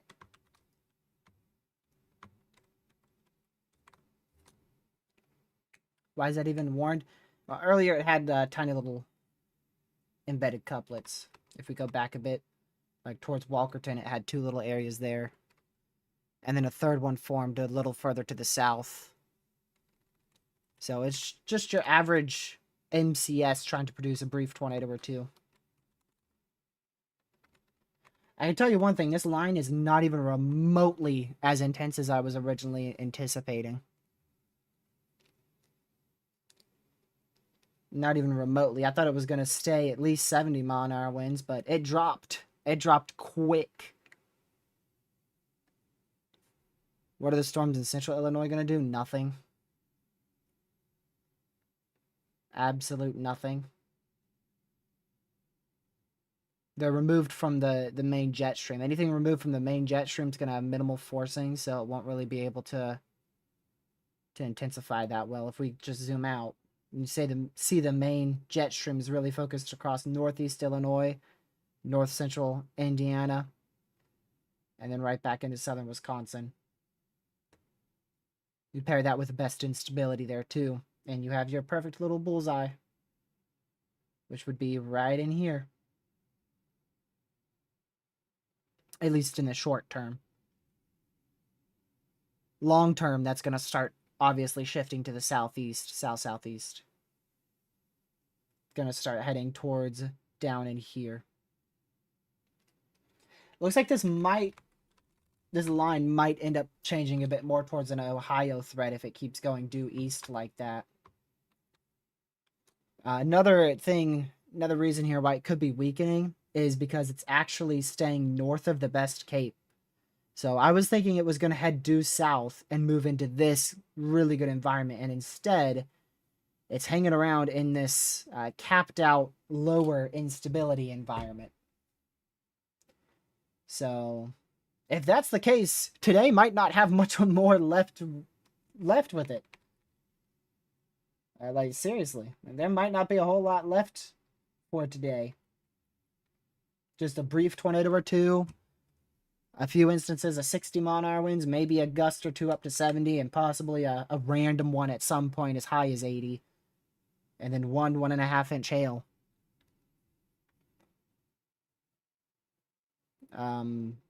Yeah, there you go. This storm strengthening a little bit more, back up to 70, 2.5 inch hail. So this might actually become our main event for about an hour. If it continues to strengthen, which kind of 50-50 on. Hurricane season is so cooked. Yup. Sure is. It sure is. It is very much cooked.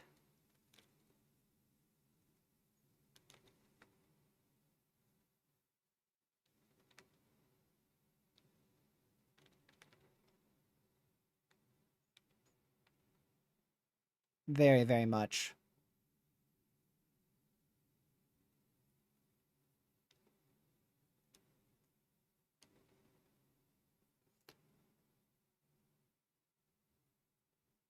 According to a scanner, homes are apparently gone on the southern side of Appleton. Southern to southwest side. In Wisconsin, obviously. You're going to have to give it a couple hours before we get anything very credible.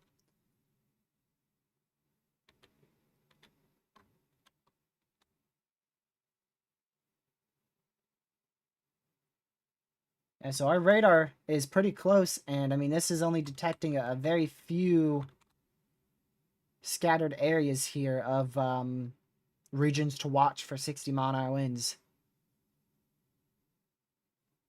Only very, very few pockets here where we could have 60-mile-an-hour wind gusts. Nothing remotely, not even remotely close to what we had about an hour ago.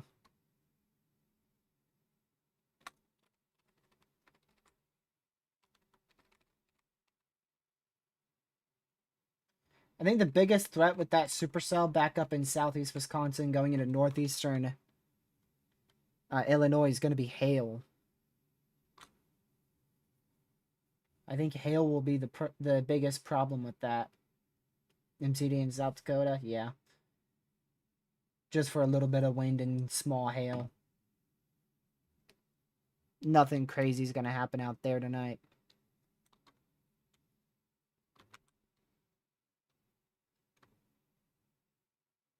So we'll see what the newest HRRR has, the 19Z. We'll see the SPC outlook, kind of get a gist of what's happening. And then we'll probably conclude not too long after all that new data comes in. I'll be on standby, though, because I don't have much to do today. So I'll be on standby. Actually, let me text Lucky. Since he's not responding to Discord, text his number.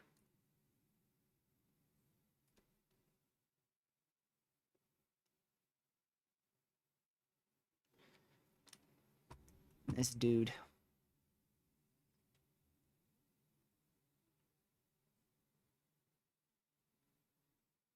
Chesapeake? Nah. Just a little bit of wind. It's got a boundary to it, so that's probably helping to make it even more outflow dominant, less chance for anything tornadic. Is that a boundary or a storm? That's a storm firing. Is that inside a... Yep, I thought so. That's inside of a no risk. Just outside the general thunderstorm risk area there.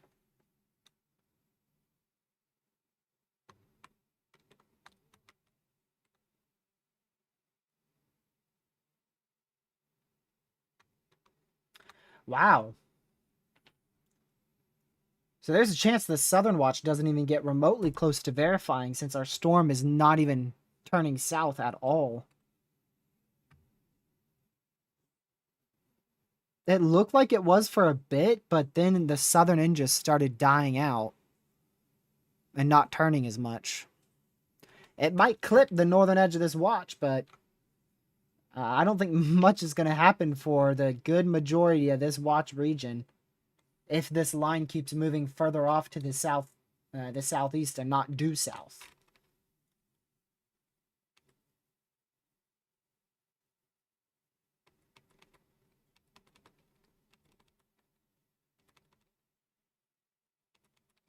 Curious if the SPC will even keep a 30% wind. A 30% SIG 1, rather. I don't really think... I don't really think a SIG 1's necessary for the rest of today. They might keep it just in case we get like a random line up here to sustain, or something from this slop sustains into an MCS, or this thing somehow maintains, or rather re-intensifies. But like you could see it's going sub-severe here on the tail end. That's a special weather statement. They're not even putting a severe.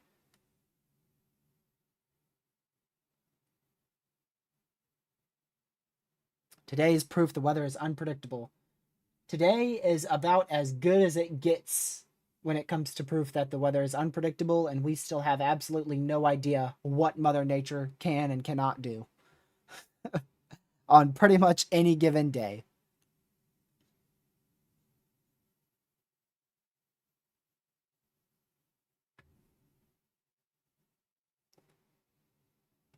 Pretty much.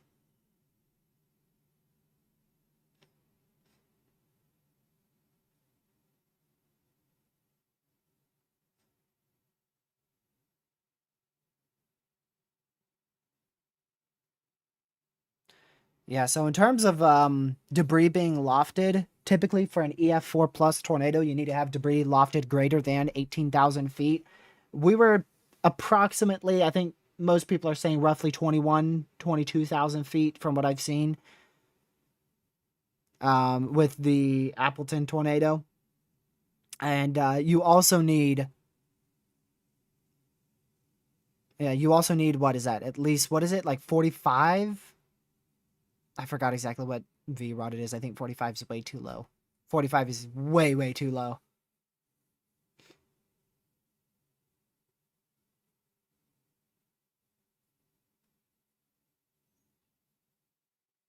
I forgot what V rod it's supposed to be.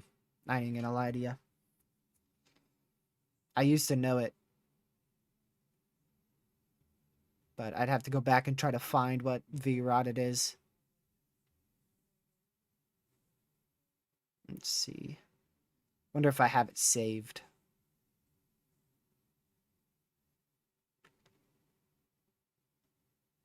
Oh, you know what? There it is, 70 knots. 70 knot V rod. There you go. I was gonna say 40 knot V rod sounds way too low.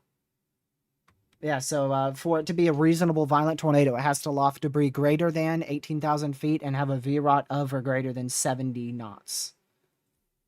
And I don't think I can go back in the radar data. Definitely not. Not even close. I don't know exactly what gate to gate it was. I'd have to get the exact gate to gate to get a general idea.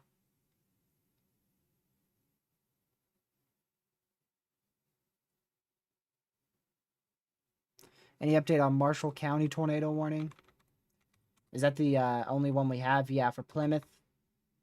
You're pretty much good. It remains in effect for 17 minutes, so you could stay in your safe spot as a precautionary ordeal there. But any tornado that may form is now well off to really the east southeast, really out in here.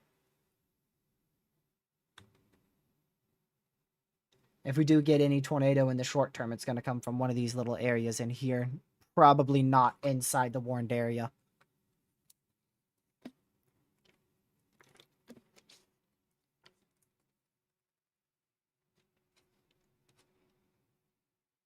Caleb, that's tricky because you could definitely have a weak tornado loft enough leaves and small sticks to probably get a 50 to 55 dBz reflectivity debris ball. And they continue to tour possible severe with this, just like I was expecting. Because once more, I do think there is the potential for tornadoes in the southern edge of that severe warning and also into the unwarned area. I just realized that is unwarned. Is that for real? Are we actually unwarned? Yes. We are unwarned. Wow. Okay. Hot diggity dog. I must say, I did not see that coming. Man, I have been horrible at forecasting today. I have been horrible at forecasting. And I don't really know why this is 70. Like, if this is producing 2.5-inch hail, I'm on the moon right now. Like, there's no shot that's producing 2.5-inch hail southeast of Watertown. There's no shot. No shot. Like, that DBZ, that's freaking 58 DBZ. I've been inside of 65 DBZ with no hail. No way that is producing 2.5-inch hail.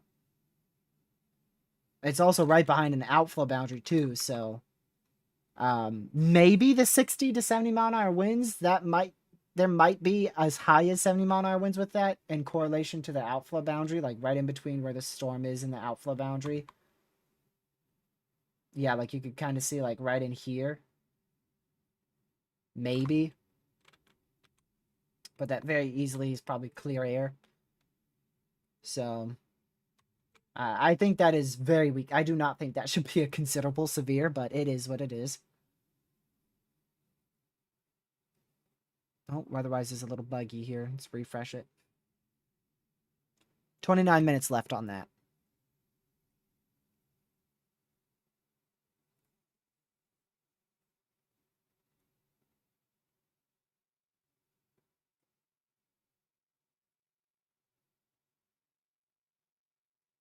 Hello, Liam. Welcome to the stream. I hate this mod dome. Haha. You were never really supposed to be in the main risk anyways. I made my own outlook. I made a actual, like, I know I sent you a general one.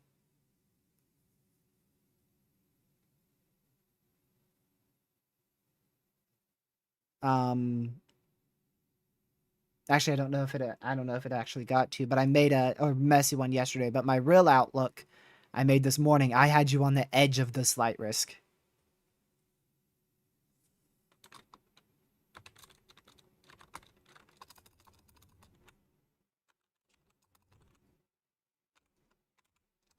Give me a second.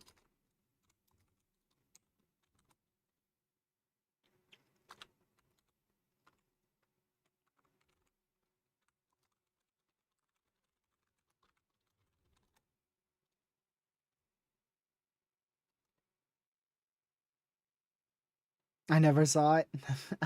I tried to send it yesterday in the photo thing that you had, but nothing would go through.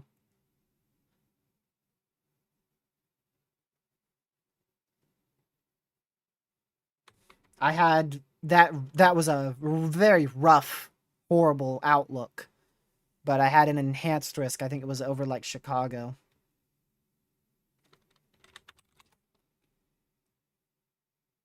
Let me see. Yeah, what I had was I had a 5% from Green Bay all the way down through here and then into northwestern Indiana and into far western Michigan. And then I had the enhanced risk for wind right in this area. Just like that. And on that particular outlook, I had the slight risk all the way to western Illinois. But this morning, I removed that and put it to, like, barely including you. If I had another outlook, like the SBC's coming out with an outlook here in 12 minutes, I would downgrade the whole thing to slight. I would downgrade probably the entire thing to slight, a 15% wind risk, and maybe add a hatched wind risk, like right in there. But I really don't think we're going to see verification of this severe watch. It's too messy. It's way too messy.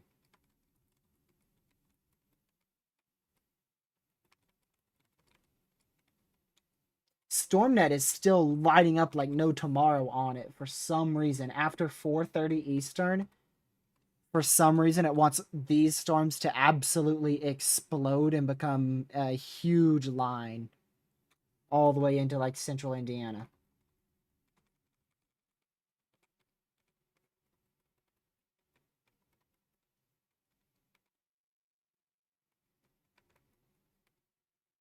I don't know why it's saying that though.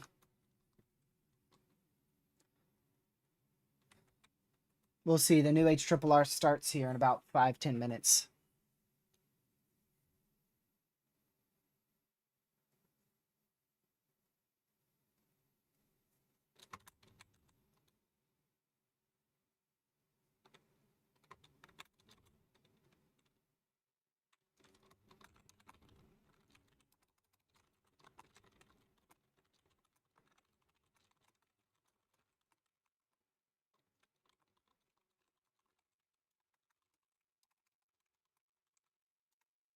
Okay.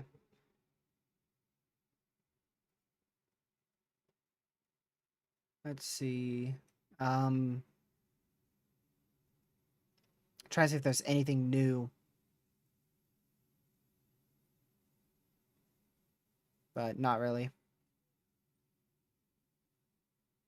At least nothing new that I can verify. I don't want to just start. talking about damage photos that could be old from older tornadoes. Again, you want to be very careful.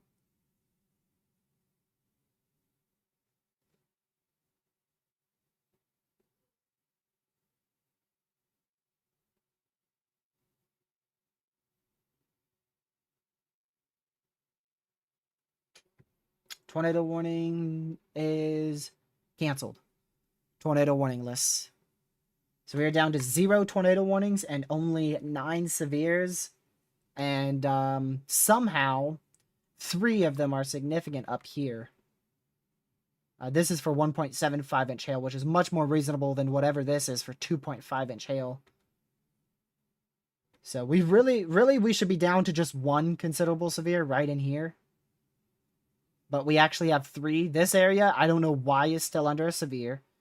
This area is barely severe worthy. This stuff is moving outside of the warned area.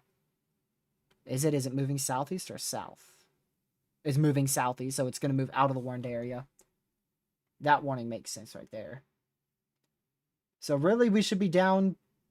We're going to count the storms. How about that? We're down to 1 severe storm in Indiana. Overall, 1 severe storm in southeastern Wisconsin, even though it has 4 severe warnings. And then we have 1 severe random out in eastern Colorado. That's it.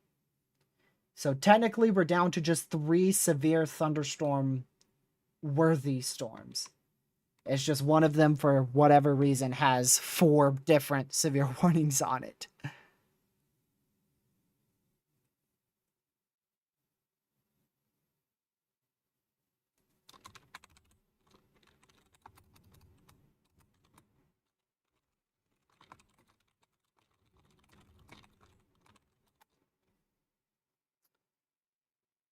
So, got a violent tornado, not a derecho. Yep.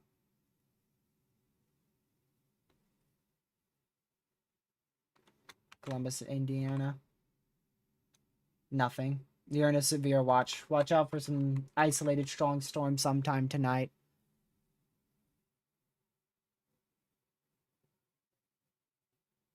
But nothing. Shouldn't be anything crazy.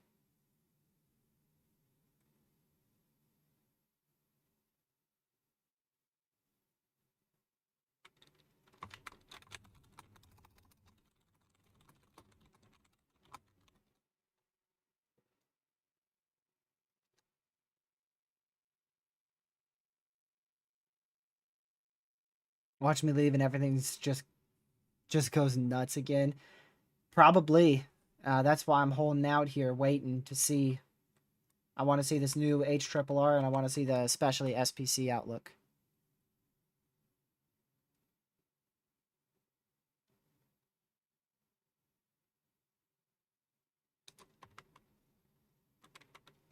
The only place I'm worried about for a brief spin up is right in here, going towards Warsaw, Indiana.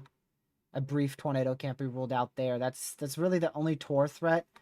I'm still watching this. However, that outflow boundary surged in front of the hook, and because of that, it's likely going to result in it being outflow dominant. Unless that outflow boundary slows down and reattaches to the hook, and in that case, we have a big problem.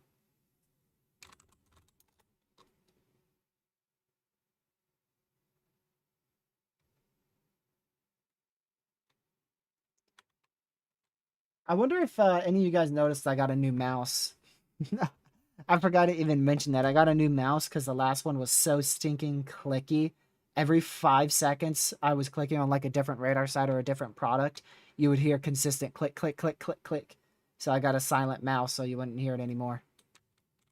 One of those things that you guys probably didn't notice, but I definitely did.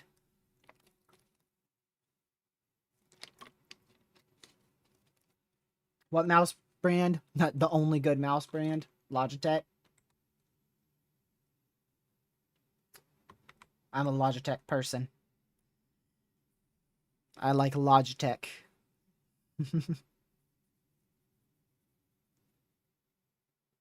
What's happened today? I haven't been able to check anything. Yeah, Proxy, you're in for it, buddy.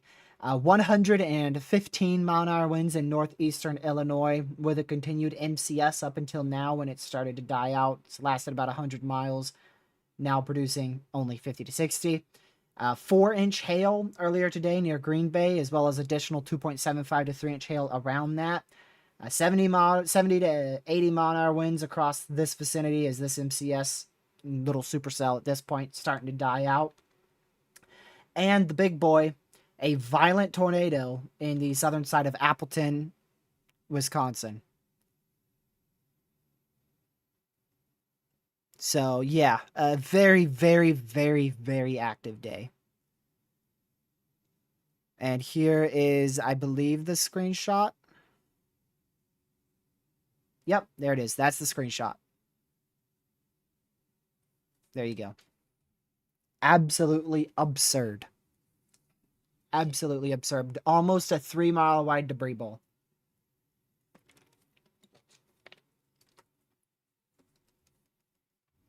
Crazy, man. Very, very crazy. We were expecting this MCS to last for the rest of the day. We were expecting it to shift south and go like this, but instead it has continued due east, which has actually resulted in it going into stable air. And because of that, the rest of the day is highly uncertain. We're very, very unsure if we're going to get additional severe weather. And give me a second to get my pen back. It decided to close itself. Very uncertain if we're going to be able to get additional strong to severe storms in this region or not. So we're watching that closely later this afternoon for if any of these storms decide to strengthen and move that way and become an MCS. Now I got to put my pin back where it was. There you go. No tornado warning again. That tornado warning is expired.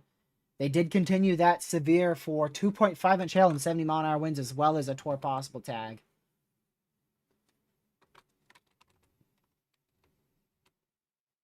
I'm not sure why the warning is so high end, because I don't think it's producing that. I think it's producing probably closer to 1.75-inch hail and 60-mile-an-hour winds, and the tour possible tag, I really don't think that's needed at the moment because this storm is behind the outflow boundary, making it outflow dominant. But we'll see. Maybe it's turning more surface-based now.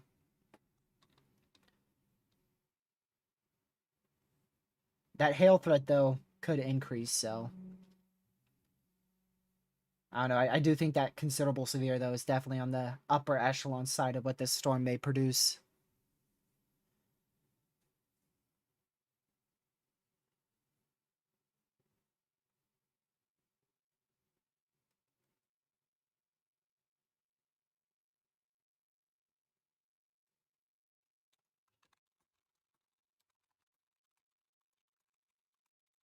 You see here.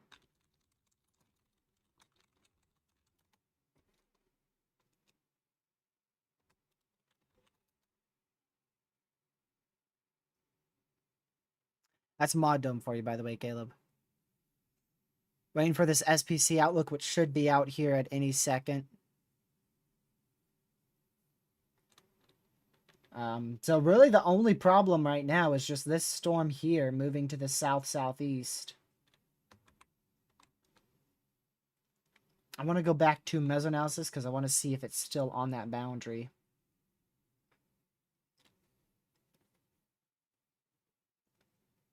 Yeah, look how it's still on that boundary, but we have a bit of stable air in front of it.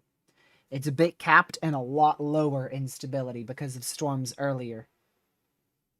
But it's still right on that boundary, so, I mean, it's going to stay there for at least another hour or so, and as long as it does that, 2-inch hail, a tornado, and 70-mile-an-hour winds will all be possible.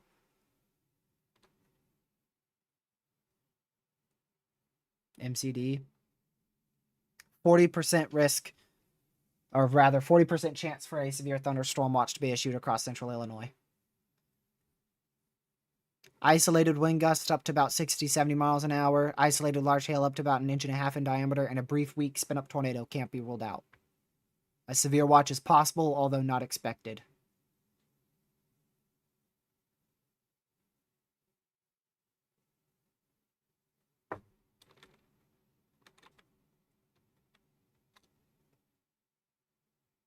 I cannot believe that MCS never turned. You can be so confident in something in weather, and then it just decides to screw you over and be like, nope, I ain't turning. Plot twist. Look at all that supercell composite, though. Oh, you got a bullseye of wind shear right over this storm. Wow.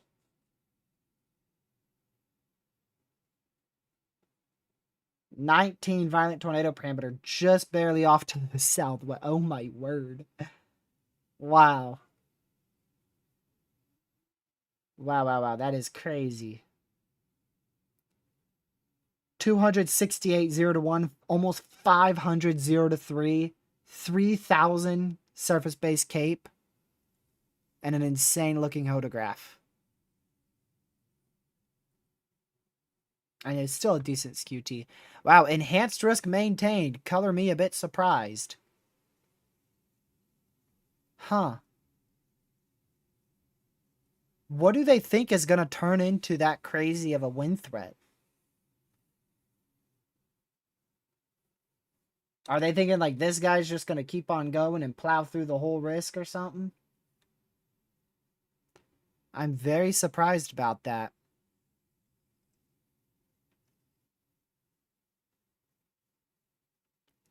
Interesting choice. I'm not seeing it personally.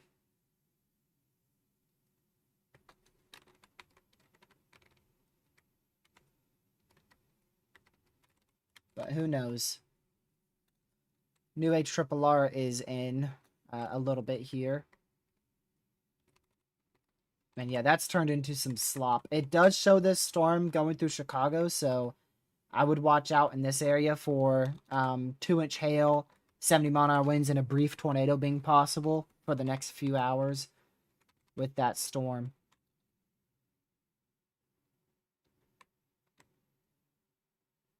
As it moves off to the southeast.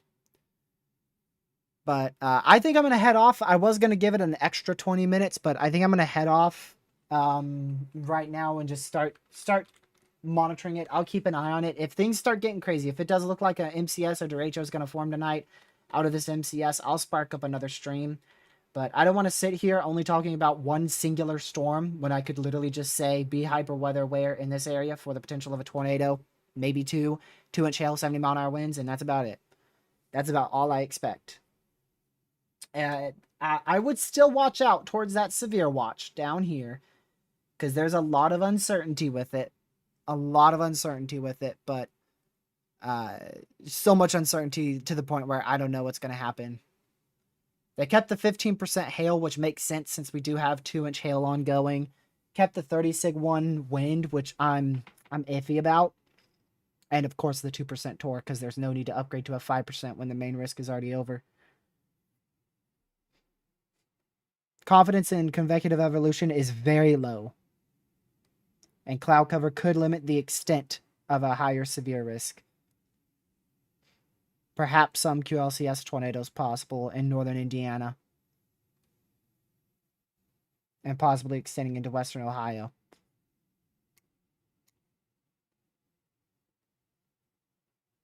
Huh.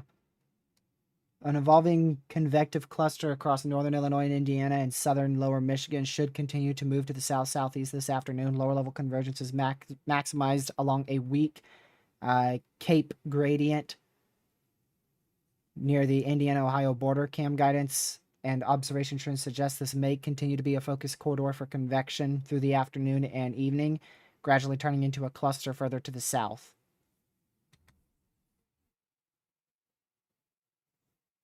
Shifted 30% wind probabilities further into Indiana. So they're still confident on a pretty good wind bag later tonight.